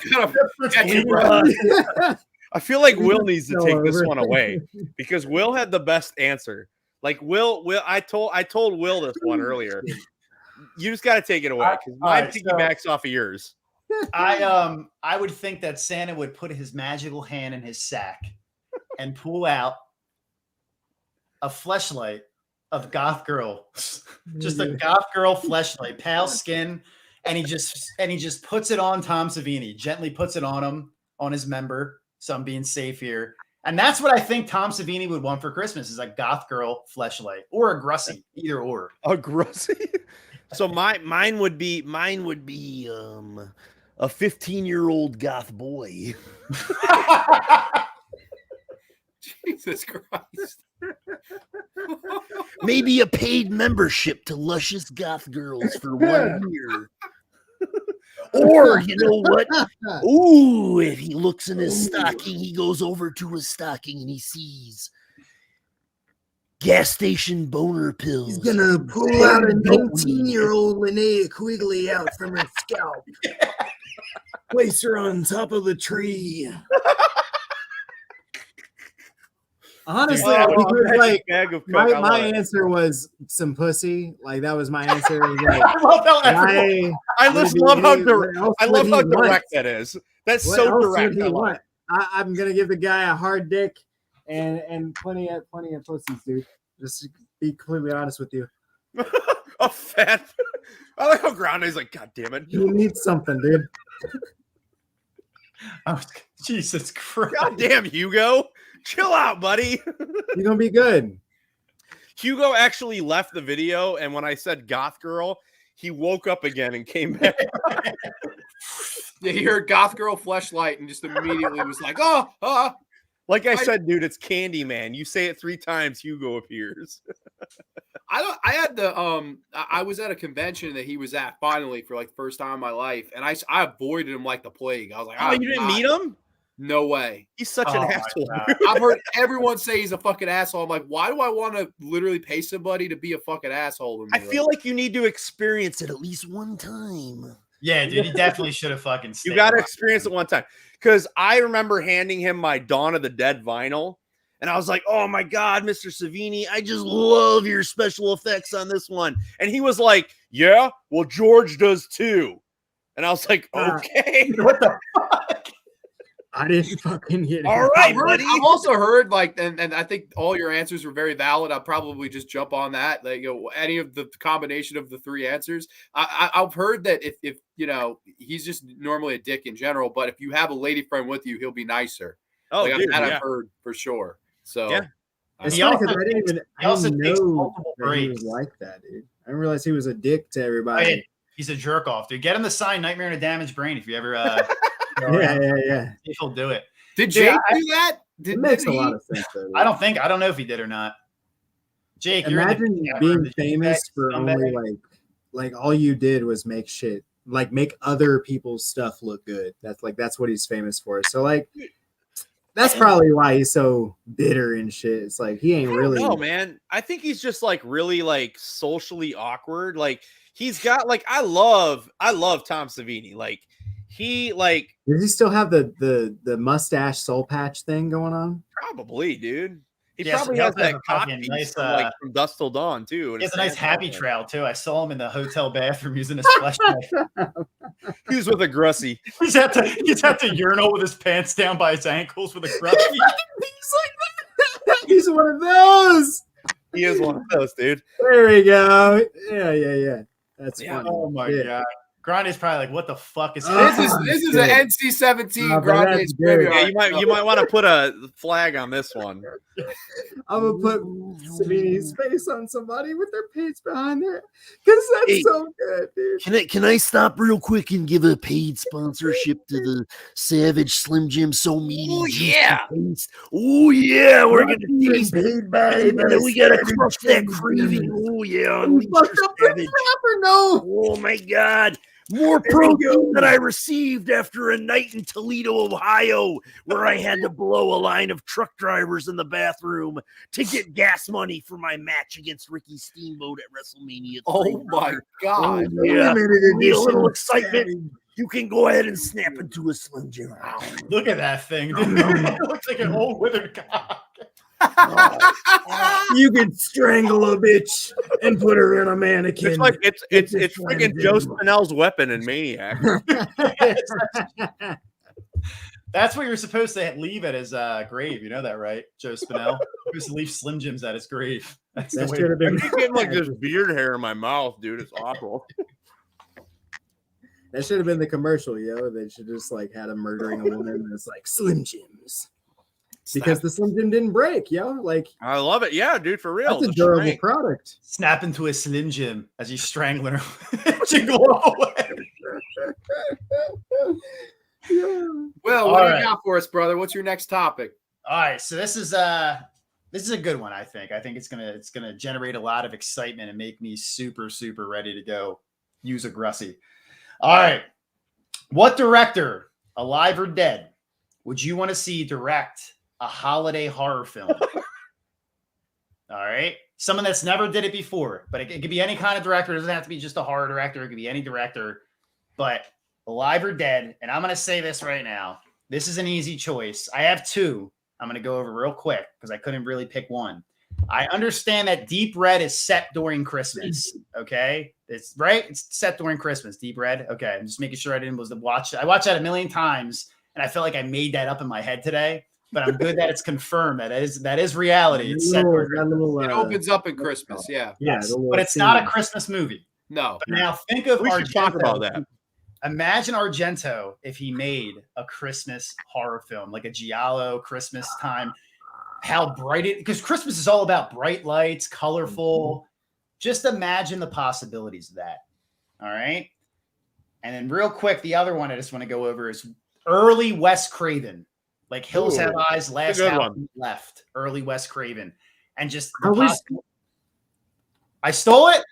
No, but I wasn't, I mean, obviously I didn't know the question, but like I was thinking like if Last House was a Christmas movie, it would be the scariest, creepiest Christmas movie ever. So like fucking props. Yeah. 100%, dude. And even just like a nasty early 70s Craven exploitative, like with a fucking cannibal family or anything during Christmas time, something like that would be amazing. But I thought Argento and Craven were like the perfect people. I would want to see them rock out a Christmas film too.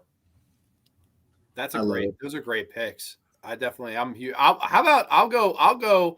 Give me Diodato. Give me a Diodato Christmas movie. That would be fucking amazing. Give me Giovanni Labato Ladice. That's one of my favorite names of all time to say. Giovanni Labato Ladice. Give me him. Give me David Hess. Give me fucking Ennio Pironi. Give me all these fucking crazy Italian fucks in a Christmas movie. I'm so down with that. I think that would be a lot of fun. That would be an exploitation classic, dude. If you ever made a Christmas movie with those guys, it'd be fucking ridiculous. Yeah, House on the Edge of the Park, but it's not a summer party; it's a Christmas party. Like that would be amazing. It really is that simple. Oh my god! Imagine like Christmas carols happening during fucking like a nice piano carol scene. You know what I mean? Or when he's doing the switchblade scene, David Hasser, back, Cindy, oh Cindy. I love that. Yeah, Giovanni's just fucking dancing to Wham the whole time. All right. I don't know. What do you think, King Gore? I was gonna go next, but you go. I want to hear you. Shit. I don't know. I was thinking about like people who like didn't make a lot of movies or died before they got a chance. So I could say I don't really have an idea for it, but like Kubrick, it would be cool if he like made something Christmassy, even though Eyes Wide Shut is Christmassy. So it's like, yeah, but it's set during Christmas. So I want to talk about that after I tell mine because two of us have addressed it about Christmas movies that get pegged as Christmas movies, but they're not fucking Christmas movies. Yeah. But Inside even where it's like the French movie Inside is Christmas, but like they don't even have a fucking Christmas tree in the movie. You know what I mean? I watched Silent Partner, which is like a Canadian thriller. That's a Christmas thriller, and it's like there are Christmas decor and shit, but inside is supposed to be like happening like Christmas. So what constitutes a Christmas horror movie then? Nigga, honestly, bro, it's like fucking lights, like Christmas lights, a Christmas tree. Like it just show me a Santa Claus, like has something. What do you think, Grande? What do you think? I want to hear. What do you think constitutes a Christmas horror movie? That's a good Christmas horror movie. Okay, because I generally hear that more with like, oh, is Die Hard a Christmas movie? Like exactly taking place during Christmas, or does it involve Christmas in the setting? Yeah, that's definitely, I think those two would constitute it's a Christmas movie. But like Inside, I love Inside, but it could easily, like, it's just literally a lot. It's like, oh, it's Christmas Eve. Like that's all that's really there. So I don't really think that's a Christmas movie, but it's a great movie. I don't care what fucking type of movie it is. Right. You know, I don't know. I don't know exactly what constitutes versus what doesn't. But for me personally, if it's the setting, if you see snowmen in the fucking background or decorations, to me, then okay, it's set during Christmas, so it's a Christmas movie. But I don't know. That's just me. I feel like I agree with you. I feel like, though, at the same time, a Christmas horror movie has to have Christmas in the plot. You know what I mean? Like to me, like when we talk Gremlins. That's a Christmas horror movie because they address Christmas so much. It's central to the plot. You know, she gives that whole monologue about her dad dying as Santa Claus and this and that, right? But then you take, like you were saying, a movie like Inside. It just takes place during Christmas. I feel like a lot of people just kind of reach. They're like, oh, you know, because if you think of that, Cannibal Ferox at the beginning, the Santa Claus gets killed, you know, in fucking Times Square. That's not a Christmas movie, though. You know what I mean? But like, you just started that now on Instagram. The horror shit, like we reach for a lot of stuff. Christmas Cannibal movie would be a Christmas Cannibal Carol would be a fucking amazing movie. Love that. Black Xmas 2006. That it's kind of cannibal. He's making skin cookies, like Christmas cookies out of people's flesh. Like that was actually Casey Ryback. It wasn't Billy. Casey Ryback. If I were to have a director, I was looking this up, and I think it would be really interesting to have Elim Klimov, the guy who directed that weird war movie, the Russian war movie from Come and See. Come and See, He only directed that one movie and he retired. So I didn't know that. So like, that movie was like his master. He literally is on record saying like, I can't make anything better or whatever. So it's like, well, bring this one, do one more, do a Christmas movie. Like, see what he does. Do a Christmas movie, 1944, Eastern Europe. Yeah, it's super depressing. Like, what would this crazy dude? He's so ambitious and like so radical. Like, what would he do? Like, how would you talk about Christmas, bro? It'd be like a home invasion movie, but in Eastern Europe in 1944. God damn, dude. That's dark. That's dude, Christmas Holocaust movie? Good God, man. Terrifying. We're too y'all ever need a guest on the podcast? Hit me up. Look at Grande's face. Grande's like, crazy shit. Who did I invite tonight? See, I knew you guys would vibe.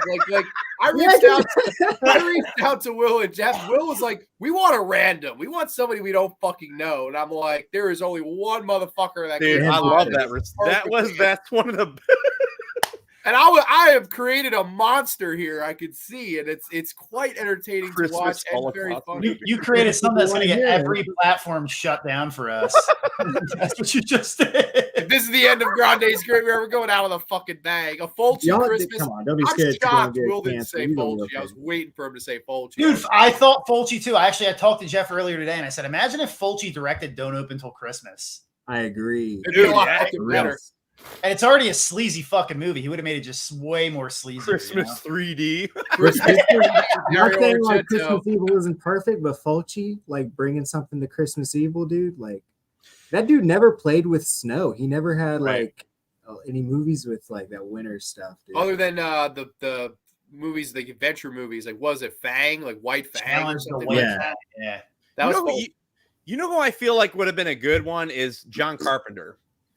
Because John Carpenter, I feel like a lot of his, like he did holiday movies, don't get me wrong, you know, but I feel like doing a Christmas movie, John Carpenter always had a pulse on like what's cool. And I feel like his movies when they came out, not all of them got the appreciation they deserved at the time. It was like later on they become these cult hits. You know what I mean? And I just feel like if he did a Christmas movie, he would have fucking made it cool. You know what I mean? He would have just like made this like badass like fucking hero, like Kurt Russell is like fucking this like Santa or something like that. Like Assault on Precinct 13, but it's at the mall and there's a bunch of like Santas and shit like that. You like, imagine the soundtrack, dude? Yeah, like Carol of the Bells on his fucking Prophet keyboard.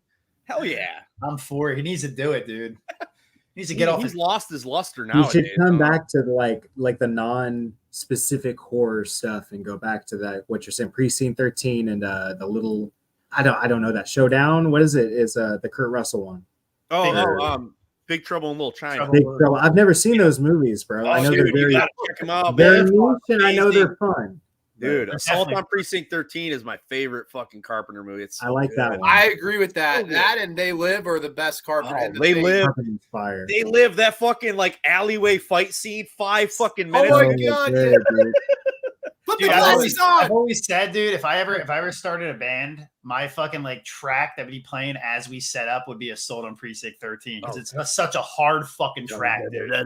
Oh my god, imagine then you just go right into the fucking riff, dude. The riff of the snowboard. Fuck yeah, man. Lars Van Trier, and It's a Wonderful Life. That's a good one too. That's starring Willem Dafoe. Mersey, that's really Mary, good. why are you cutting off your clit? That's not at all. That's smart. Mary. Yeah, Terrifier 3. I'm excited for Terrifier 3, dude. I am. Basically, yeah. So excited for that, dude. Shout out Damien Leone, bro. Carpenter's a good choice. Christmas Evil 2. Moss Garcia. Garcia's Revenge. I love Mars Garcia, dude. Christmas Evil 2. In John Carpenter's Christine, there is a section that takes place during December. And yeah, and the thing is basically the winter. So let's see. I can see the whole thing in my head already. Oh my God, look at these people. Everyone's writing these movies here. They Live is the best thing John Carpenter ever did. Yeah, I would say it's up there for sure. It would be amazing. Lars Van Trier, it's a struggle to live. Missy says Tarantino. So interesting picks here. Okay, so yeah, let's get to my top. This is the last topic of the evening, fellas. This is flying by. This is absolutely wild. All right, though. Hypothetical here. You're a big-time horror movie director up and come. And you're chilling. You're at the studio. They're going to give you the keys to the kingdom, and they say, hey, King Gore, hey, Mr. Penguino, hey, Mr. Dr. Hogg. You get one of these 4 actresses to be your lead of your horror movie. Who are you taking and why? Who's going to be the lead of your horror movie and why? So you got Angela Bettis, Barbara Crampton, Asia Argento, or Ashley Lawrence. Which one of those 4 actresses would you want to work with if you're directing your big time movie, and why? What are the first one? I'll give it one more time. So we got Angela Bettis, Barbara Crampton, Asia Argento, and Ashley Lawrence. You said she was in May? Angela Bettis was in May. And the Carrie remake. Barbara Crampton, Reanimator, From Beyond, Castle Freak. Asia Argento is in a ton of Argento movies, and then Ashley Lawrence is the chick from Hellraiser. All right, I'll take it away. I'll take it away. I got it. Go for it. I cycled through my brain. It was just like my high brain right now. I was like, and this one name popped up. I'm going to use Barbara Crampton. I'm going to tell you why right now. One, I think it would be fun to be on the set with her, right? She doesn't seem like she's too serious. Like, you know what I mean? I'm not saying all the other ones are, but I feel like I could direct Barbara Crampton. Also, Barbara Crampton is nudity friendly, and I'm a sleazeball. Whatever I'm directing. You are getting these 4 in their prime, so this is not Barbara Crampton. Even though she still looks great, you are getting. I was thinking it's going to be old Barbara Crampton the whole time. You're getting prime Babs. All right. So yeah, still. I would still pick her. I think she's fun. She's in a lot of like movies that I love. And like I said, I'm making a sleazy movie. So she's not one to opt out for sleaziness. You know what I mean? I like it. That's a good one. Now I'm going to go watch From Beyond after this. And, it's going to happen. Yeah. I do Asia Argento. That'd be mine. Because she's just like, she's kind of like the Italian, like Juliette Lewis to me, just like, fucking goddamn, man. Is it really Aja? Yeah, that's her name. My whole life, I feel like a hillbilly. I've been saying Asia Argento.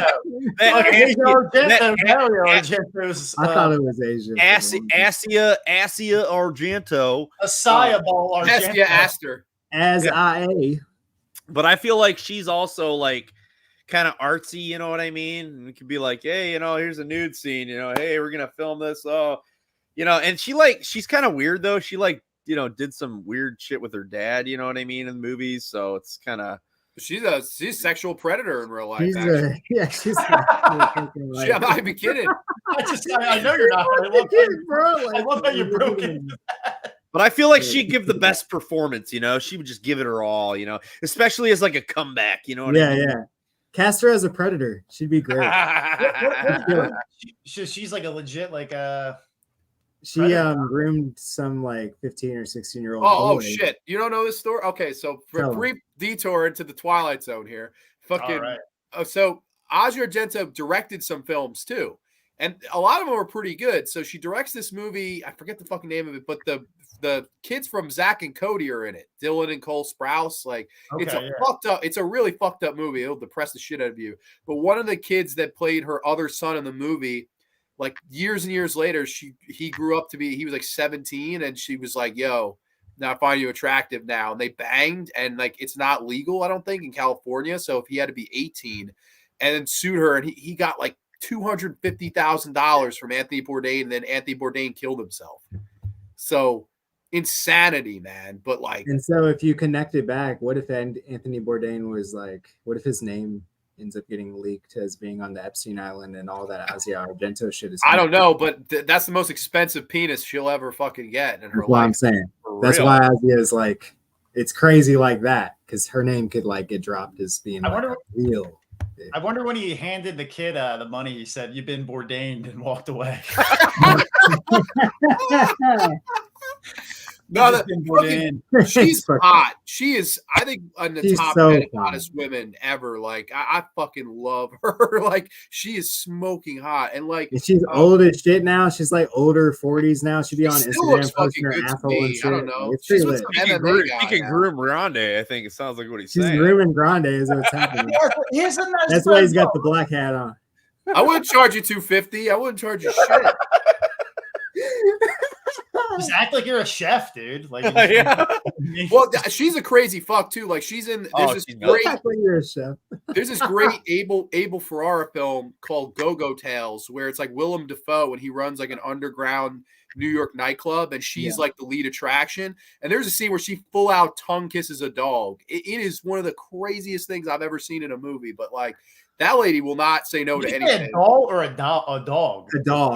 A dog. A dog. Yeah, swear to God. Her dad, Dario. I feel like her dad, her dad fucked her up somehow, bro. Yeah, I think so believe that nigga didn't do anything. Yeah, I'm just saying. Oh, this is the movie. Yeah, Kubrick said the heart is deceitful above all things. The kid that plays her 4-year-old son in that, she would go on to fuck him 13 years later. 4 years old. God damn. Aja, what the hell's wrong with you bitch? And that's the lead in Jeff's movie. Aja. But honestly, I fuck heavy with Aja. Corey, who are you going with? I'm going with and I've been thinking about this a little, Angela Bettis, because I got an idea. I think Angela Bettis, she got that weird, gaunt, skinny aesthetic to her anyway. Put her in a room where she's like playing some dark web mastermind, and like just have her like doing weird shit, and just make a weird, campy, internet-based horror movie where she's like, dude, you need to write these down. Like, you have some ideas, man. It's all in the hat, dude. Once I take the hat off, it goes away. Magical sack of ideas. Make sure you fucking take a picture of everyone that's in the chat room right now, because any of these ideas get stolen. Yeah. Don't delete the thing. But like, check this out. There's a movie called Septic. Here we go. Brian Paulin. So Septic is low-key about like the dark web stuff, red rooms, snuff films. So like the idea of Angela Bettis, like being the person that is just behind it. She just all she has to do is be herself, and like I think it would work. It'd be real creepy. Oh my God, Hugo, you're fucked up. God damn, Hugo. I'd bust. That's the most fucked up comment of this entire fucking thing. Hit He me keeps up. micro napping. When he hears something dirty, he wakes up and comes right into the chat room. Oh my God. She has something unique you could jizz in, by the way. Oh, John Steele. I know some stories about Tiffany Shepis. I'll say that, man. You want to talk about it? We should sometimes get backstage, talk about some Tiffany Shepis stories, man. That lady is fucking nuts. I'm gonna go Bettis too. I think her performance in May, not wanting the fucking shot inside her lazy eye, but her performance in that movie to me is like the most underrated performance ever. Like she is so fucking good in that movie. I don't know why she doesn't do conventions, man. I think she'd make a killing. Like I love her as Carrie too. I thought she was the best Carrie. Like her movie might not be the best, but as that part, I thought Carrie what one is that? That's the 2002 remake before the shitty one with Chloe Grace Moretz. Yeah, let's make Carrie hot. That didn't make any sense. It was a TV. It's like a sci-fi movie, right? It was direct. So it was supposed to be like the pilot for a miniseries, and it's like 2.5 hours long. It's more faithful to the book. If you watch it in full, it has like where a commercial break would be in. Yes. Shit. Is John Travolta in okay. It follows the book more closely. In terms of like, if you've ever read the book, you'll know that like they break away from the main story and they'll talk about like the interrogation shit and like break down the past. They do that in the Angela Bassett or Bettis movie. Okay. It's fire. Patricia Clarkson plays the mom, and she's like way more dialed down than the chick in the original. Why can't I think of her? That fucking mom scares the shit out of me. Piper Laurie. That's right. Rest in peace. Yeah, she dialed it down. I think Angela Bettis she's a great actress. I would say, if I would say, 1B would be Aja, because I think you watch Stenhall Syndrome, that lady can act, man. Dude, I know we talked about her dark fucking real life and fucking fucked up shit, but she could really watch the ending of that movie when she just breaks down and they're like carrying her away. That's one of the best acting scenes I've ever seen. I wonder what she was drawing upon to get that emotion. Maybe it was her dad. Well, she had to play like 3 different roles in that. She had to play 3 different sides of herself, and she nailed every one of them. I love that movie. I think that's I think that's a good one too. It's definitely one that's like not talked about a lot with the Argento, stuff like that. Yeah, it's definitely a different one. But yeah, I bought it because you recommended it. A dog, yep. I thought we were talking about Rage, Carrie 2 the whole time. What's going on right now? I would say that's like a neo. That's basically American Pie meets Carrie. That's But basically. it's good. It's bro. I'm gonna review that. It's not bad. It's not bad. I don't hate the Rage Carrie 2 at all, man. Not at all. Barbara Crampton in the new Suitable Flesh does not disappoint. Okay, Asia Argento in a Predator film would be awesome. Okay. Have her be Predator. Hey, she's oh, just on the fucking like roaming around the jungle with a mask. She's like in the locker room, the middle school locker room. That's terrifying. John Steele said he's going off the list. Karen Black, I would love to if she was still alive and in her prime. Karen Black, I love. Wait, John Steele, is that a porn star? The fucking profile pic looks like something like that. Right? That's the goat. Re-sleeved, man. What? Damn, dude. John Steele's great, people. Get circumcised again? It was hard. John Steele's a goat. It's new comments. Let's see. Dario Argento, great filmmaker, but seems odd when he's not making films. Doesn't Argento remind you of like a Doberman Pinscher that's been beat around the house a couple times? Doesn't he look like that? Like he'd morph into that Animorph style? And Dario? then Argento kisses the fucking dog that he morphs into. Damn, dude. Dario's desperate. Oh my god, dude. Yeah. I turned into a dog. I turned into a fucking dog on this motherfucking set. I'm making the Christmas movie for you fuckers. Oh no, not the Savage Fingers. In 3 dimensions with the dynamite set. Razia. Razia Argento. Shooting a hit start iced tea. You can touch my little Peter. She was in the club kissing a Rox Terrier. Oh, yeah. I just want her to suck off Elizabeth's titties. Remake Airbud. She went to Petco and got an extra toy. I think the Macho Man needs to star in one of these Dario Argento movies. Let's resurrect him. Okay, Imagine the Macho Man the whole time at opera. this has been too much fun to end on this. So I'll tell you what, I'm gonna throw one more topic at you that we're doing this. If you could have any wrestler be in a horror movie, who would you pick? This is completely off the cuff here. I would say Goldust, and he's like a fucking he's a predator in a fucking suburban area, dude. Like Lovely Bones, but it's Goldust as the creepy neighbor. But he's in full regalia the whole time. He's in his makeup and everything. Put him in House of Wax. John Steele answered you. He said, "You don't need to see my real profile pic. I put heads to shame." What head? What head are you talking about? He's a baddie. Yeah, dude, definitely Goldust. Goldust would be the best fucking character for like, and then like Mark Wahlberg yelling at him in the fucking field, like, "What did you do to her?" And it's just Goldust dressed in his fucking makeup. Dude, I would love to see Goldust in like a fucking. I want to see him in like a Saw type movie, but he's watching the entire time, and we cut back to him way too much for his commentary. Oh yeah. He's just in a room saying stepfather, shit. but it's mankind. Oh, man, that's a good one. Yeah, I think we're forgetting like the main one that's horror movie material, and that's fucking Doink the Clown is Terrifier. Oh my god! Yes. Imagine Raven. Clown.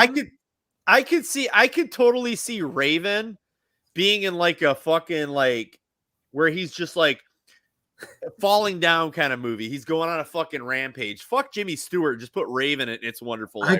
Dude, someone showed me Raven for the first time, and I guess I'm just on board with everyone else that has two eyes and a brainstem that Raven was underutilized and one of the most underrated like wrestlers to ever come around. I thought his gimmick was incredible. But no, I love him too. I love him he's too. like, he was so he's cool. In the corner. You know, just like I'm like, fucking dude, that's me. As I'm like 12 years old, I'm like, that's fucking me, man. He was just coming off the top of the head, just saying like just this teen angst shit. It would be cool to turn him into a killer. That's a good one. Jim Duggan. That's a great one. Oh, just beating people with a 2x4. Yeah, dude, I don't know. There's so many good ones that could be in a horror movie. I would love to see Dusty Rhodes in Dawn of the Dead. Let me tell you something. We gotta get out of this mall, baby. I'm gonna drop the bionic elbow on him. Her Mary Curtin a zombie, baby. Let me tell you something. We got about 32 pounds of steak, and I'm gonna be cooking it up medium rare for me and Sweet Sapphire, Daddy. But it's just him doing radio calls the whole time, dude. It's just Dusty Rhodes doing radio calls on the fucking thing. The whole movie. Let me tell you, where are you? Been in it for 3 days. He's just trapped in a bathroom. You're going on some hard times, if you will, baby. Now imagine at the end of Dawn of the Dead when they're like when Ken Foree's fighting the zombies. It's that, but Dusty Rhodes is like hitting zombies with the elbow. Dusty Rhodes is such a he's one of those guys that once he starts talking, it's hard to it doesn't feel right for him to just stop. Like, I'm not a big wrestling fan, but like I know Dusty Rhodes by now when he cuts a promo, like that shit is just ongoing. So imagine like Dusty Rhodes surrounded by zombies and he's talking to a guy. You stop the fucking movie for 1 minute and 15 seconds for Dusty Rhodes to cut a promo and the zombies are just like standing, looking crazy, but they're not attacking. Like, I love that, bro. I fucking love the idea of Dusty Rhodes being locked in the mall bathroom the whole time and he's making the fucking CC radio. He can't get out. And Ken Forey and them are just trying to be like, someone said earlier, like, where are you? We can come get you. And he just keeps talking about random shit. I'm in the American Civic Center. Somebody save me, buddy. I'm a title around my waist. Sir, where are you? From the phone. Are you in the mall? Ken, I'm in the bathroom, baby. That's all he says. He doesn't tell him what bathroom. I'm stuck in the bathroom, baby. Oh my God, dude. Shoot golf and shoot basketball with y'all too.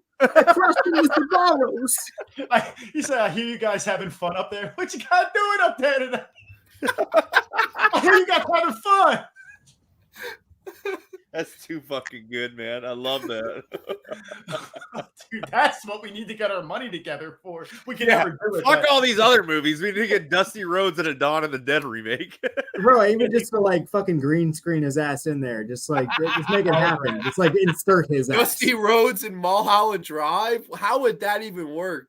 But I'm gonna tell you something. This is the girl, baby. This is the girl. Imagine him Let's as get a Frank- bunch of like Dusty Rhodes in this movie. Comments, bro. I want to hear what. Imagine Dusty Rhodes as Frank Booth in Blue Velvet. Oh yeah. Oh yeah, baby wants to fuck. Oh yeah, baby wants to fuck. Yeah. Motherfucker, fucker, mother. He cuts a promo. Isabella Rossellini, baby. Did you baby? This is the gas of the gods. Make you feel you like your own. Kyle MacLachlan's just trapped in the closet, like, what the fuck is going on right now? Kyle MacLachlan, let me show you my polka dots. God, that was Dusty Rhodes amazing. is just. Oh my god, I love it. I love That it. Dawn of the Dead idea is going to be playing in my head throughout the whole night. I'm going to be laughing downstairs by myself. Oh my god, it's too funny. But does anybody have anything else they want to add to this this last topic here, or are we good for comments and then hitting the road here? Snap. The Slim Jims have been snapped. The Snap. ultimate. The ultimate. Look at the elephants and run me over with them. I fucking loved his promos, dude. He was a We're going to the celestial field, and the little warriors are coming out. Oh yeah, man. His promos made no sense. I love it. dude. They were fucking amazing. I listen to it before I go to the gym, dude. I I was like Always Psycho dude. Sid because he was absolutely fucking intense, man. He's like, yeah, dude. oh my god, that guy Dude, was. that hair. Fumbling over his words all the time. I wish I had that hair, dude. To be honest. Like the Dude, ramen noodles. Yeah, dude. Imagine if I would have came on here tonight with his hair. That was it. Oh my god, Chris Benoit as with the hand that rocks the cradle. Or what's another Shit. movie? What's another one? Fucking. Oh no, The Attic. Something in the Flowers in the Attic. Oh, flowers in the Chris attic. Benoit? Yeah. Fucking shit, dude. Chris Benoit. The Or Cripple. like Kids in Mystic the cross River, space. Mystic River with Chris Benoit, but he just killed his daughter the whole time and his whole family. He's killing his family. Oh, it's so sad. It's so dark. It's so sad. What? What? Dinner's not ready. Crossface crippler. I'm coming, Eddie Guerrero. Give me- AJ says That's China really and Dress to bad. Kill. Oh my! My beard's coming off. He ain't Fuck. fooling nobody. Fuck. EDP 445 is Mr. Rogers. Oh my god. Oh my that's God. fucked up. Hulk Hogan. Welcome Bill, to the let's beat you up with the rocket fuel. I got one more horror movie character you could put in a Christmas movie. What do you got? I would say Elsa running the North Pole. Okay. Damn, dude. We're bringing it back. 2024. We're bringing back that exploitation. The throwback. I love it, dude. I love Yeah. it. Disney's on its way out. I think Why is Ilsa, Undertaker Ilsa, in but it's anything horror Phantasm. movie? Who is it? Ilsa, Undertaker, but it's dude. Phantasm. They She's did the that. They tall did man. See No Evil was with Kane. That's Robert Simeone. yeah. They did See No Evil. And they did Rey True that. Mysterio. Rey Mysterio's dad was in WrestleManiac. Both really, actually, See No Evil WrestleManiac. wasn't terrible. Phenomenal name, dude. Yeah. WrestleManiac. With Rey It's pretty Mysterio boring. Senior. That's the true one. But guys, we've been at this like 2 hours. This was a lot of fun. This is easily the most X-rated edition of Grande's Graveyard that there ever was. And I had an absolute blast with you guys. So I want to thank you all for coming on tonight. Thank you for having us, man. It was Fucking fun. fun. I loved it. Dude, yeah, always a good time in the graveyard. And guys, if you guys are watching this, you can of course check out the Cabinet of Dr Howdy's podcast. I have it in the description below. Click that link. Spotify. You can listen to their latest episode they did with Mernzi's Movie Mansion on all things Hobo the Shotgun. If you're a Tales from the Crypt fan, I joined them for that episode. 2-parter, a lot of fun. Of course, if you're into some awesome YouTube content, we've got King Gore over here. I also have his channel in the description below. Hey, album A. Being a Failure, the album is out on all platforms at midnight right now. So like Shit. what? Nice. 2 hours from now, you can listen to it on Spotify, Apple Music, Amazon, all that jazz. Pandora. Use it in your TikToks. Plug. Absolutely. Yeah, Hey, man, plug away. All Do you guys right. have anything you want to plug? Upcoming shows, streams, anything you're editing right now? We did an episode. We did an episode with Clay, Casket Crusher on Maniac. Oh, And hell yeah. that one's probably going to be coming out. I'm going to be realistic because I'm traveling for the holidays. It'll probably be out like right after the new year. So we did an episode with Clay. We got some other episodes in the pipeline here. Your latest episode was I was just looking at your on actual Spotify. Your last episode was on Hobo with the Shotgun, correct? Yeah, with Okay. Mersey. Yeah. With Mersey. So like, guys, get connected with the fucking Cabinet of Dr. Howdy's podcast on Spotify, yo. Like, Oh yeah, what man. are you doing? Appreciate that, man. Thank you. Undertaker's I'm gonna be the watching man. your videos tonight. Get ready. Best stream ever. Okay. Oh yeah, dude. Grande's the fucking man, dude. He's awesome, dude. I've been on here 3 times, and every single time, this has probably been the sleaziest and the funnest. Just 'cause you made matches in heaven here. It was perfect matches. Match Hey, made in and heaven you, in the match you made in started it. You did start it with the necrophilia. You set the tone. I was like holding back. I was like, let me just chill, wait to see where they're at. You hit it with necro. I was like, all right, it's time. Let's go. You have to, man. But dude, I just gotta Thank say you, something. bud. The first episode I was ever on, Twilight Zone, I remember coming on, and me and Grande was like old friends. Like as soon as we got on, it was just fucking. I was hammered drunk too, talking about fucking Night of the Meek and all kinds of great shit, man. And I appreciate you always having me on, man. I love the show. Dude, no, 1,000,001 good times with all of you. And yeah, that was funny. That was almost 2 years ago. And that was like the first time I can ever remember really talking to you. And we just, yeah, like you said, old friends, even though we were new friends, which was the weird thing. But yeah, no, I love the show that you guys do. I love your chemistry. Cory did an awesome, 31 nights of horror in October. If you guys want to check out that video series, really good stuff. And of course, the music's dropping. Yeah, the music's coming out, so definitely check that out. Best stream ever. Big Tasty checking in. We got only on the Graveyard. Only. Best stream ever. Right. Loving chicken grease. Shout out to Big Tasty. Get it on. Being a failure, get on it. Okay. Great time, guys. Cabinet of Dr. Howdy. Do a new player haters ball with Grande. I was on the Tales from the Crypt. Dude, we got to get you on a player haters We do ball. have to get you on know? a player haters ball, though. You too, King Gore. It's a fucking intense experience. What is player haters ball? Yeah, What is explain Hey, this King before Gore, we we got to leave. get. Yeah, we Explain just this got to get. before because everyone's in the chat. We still got what, 20 people watching? 20 Plus, plus. yeah, Yeah. the like now, 23. What is players haters ball? So we just like ask questions like this, but usually we ask some like controversial questions. Like on the last player haters ball, I raged on a certain video releasing company. Oh yeah, it was Can't say bad. out loud. But Yeah. we just go for hate, on that episode. The big thing about player haters ball is and you don't have to, but it's encouraged to be as intoxicated as possible. Whatever you want to do. It could be caffeine, it could be beer or liquor or weed, whatever you want to Boner do. bills, anything, dude. Boner pills, but Yeah. yeah. So like Bernsey, when he was on the last one, he was gonna try to do it straight and narrow, and I said, absolutely, go in your garage and take 2 hoots from the bomb before you even start. Oh my God. Yep. And it worked out for him, not at all, because he was fucking stoned as shit for the first 45 minutes. Yeah. It was amazing. I loved it. And I this love is it. like it's a special show or a segment that you do on. We can do it whenever podcast? whenever we want, We Yeah, want to man. do a February player haters ball. Let's fucking do it, baby. Valentine's King edition. Gore, Grande King Gore on there. Let's do it. And that's Hell the thing yeah. too. Even after Everyone we were had done to be done. recording, when we were done recording, we stayed on and partied for like. I mean, you guys lasted another hour. I had to get off around like 2:30, but these fuckers were on till like 4 a.m., dude. Yeah.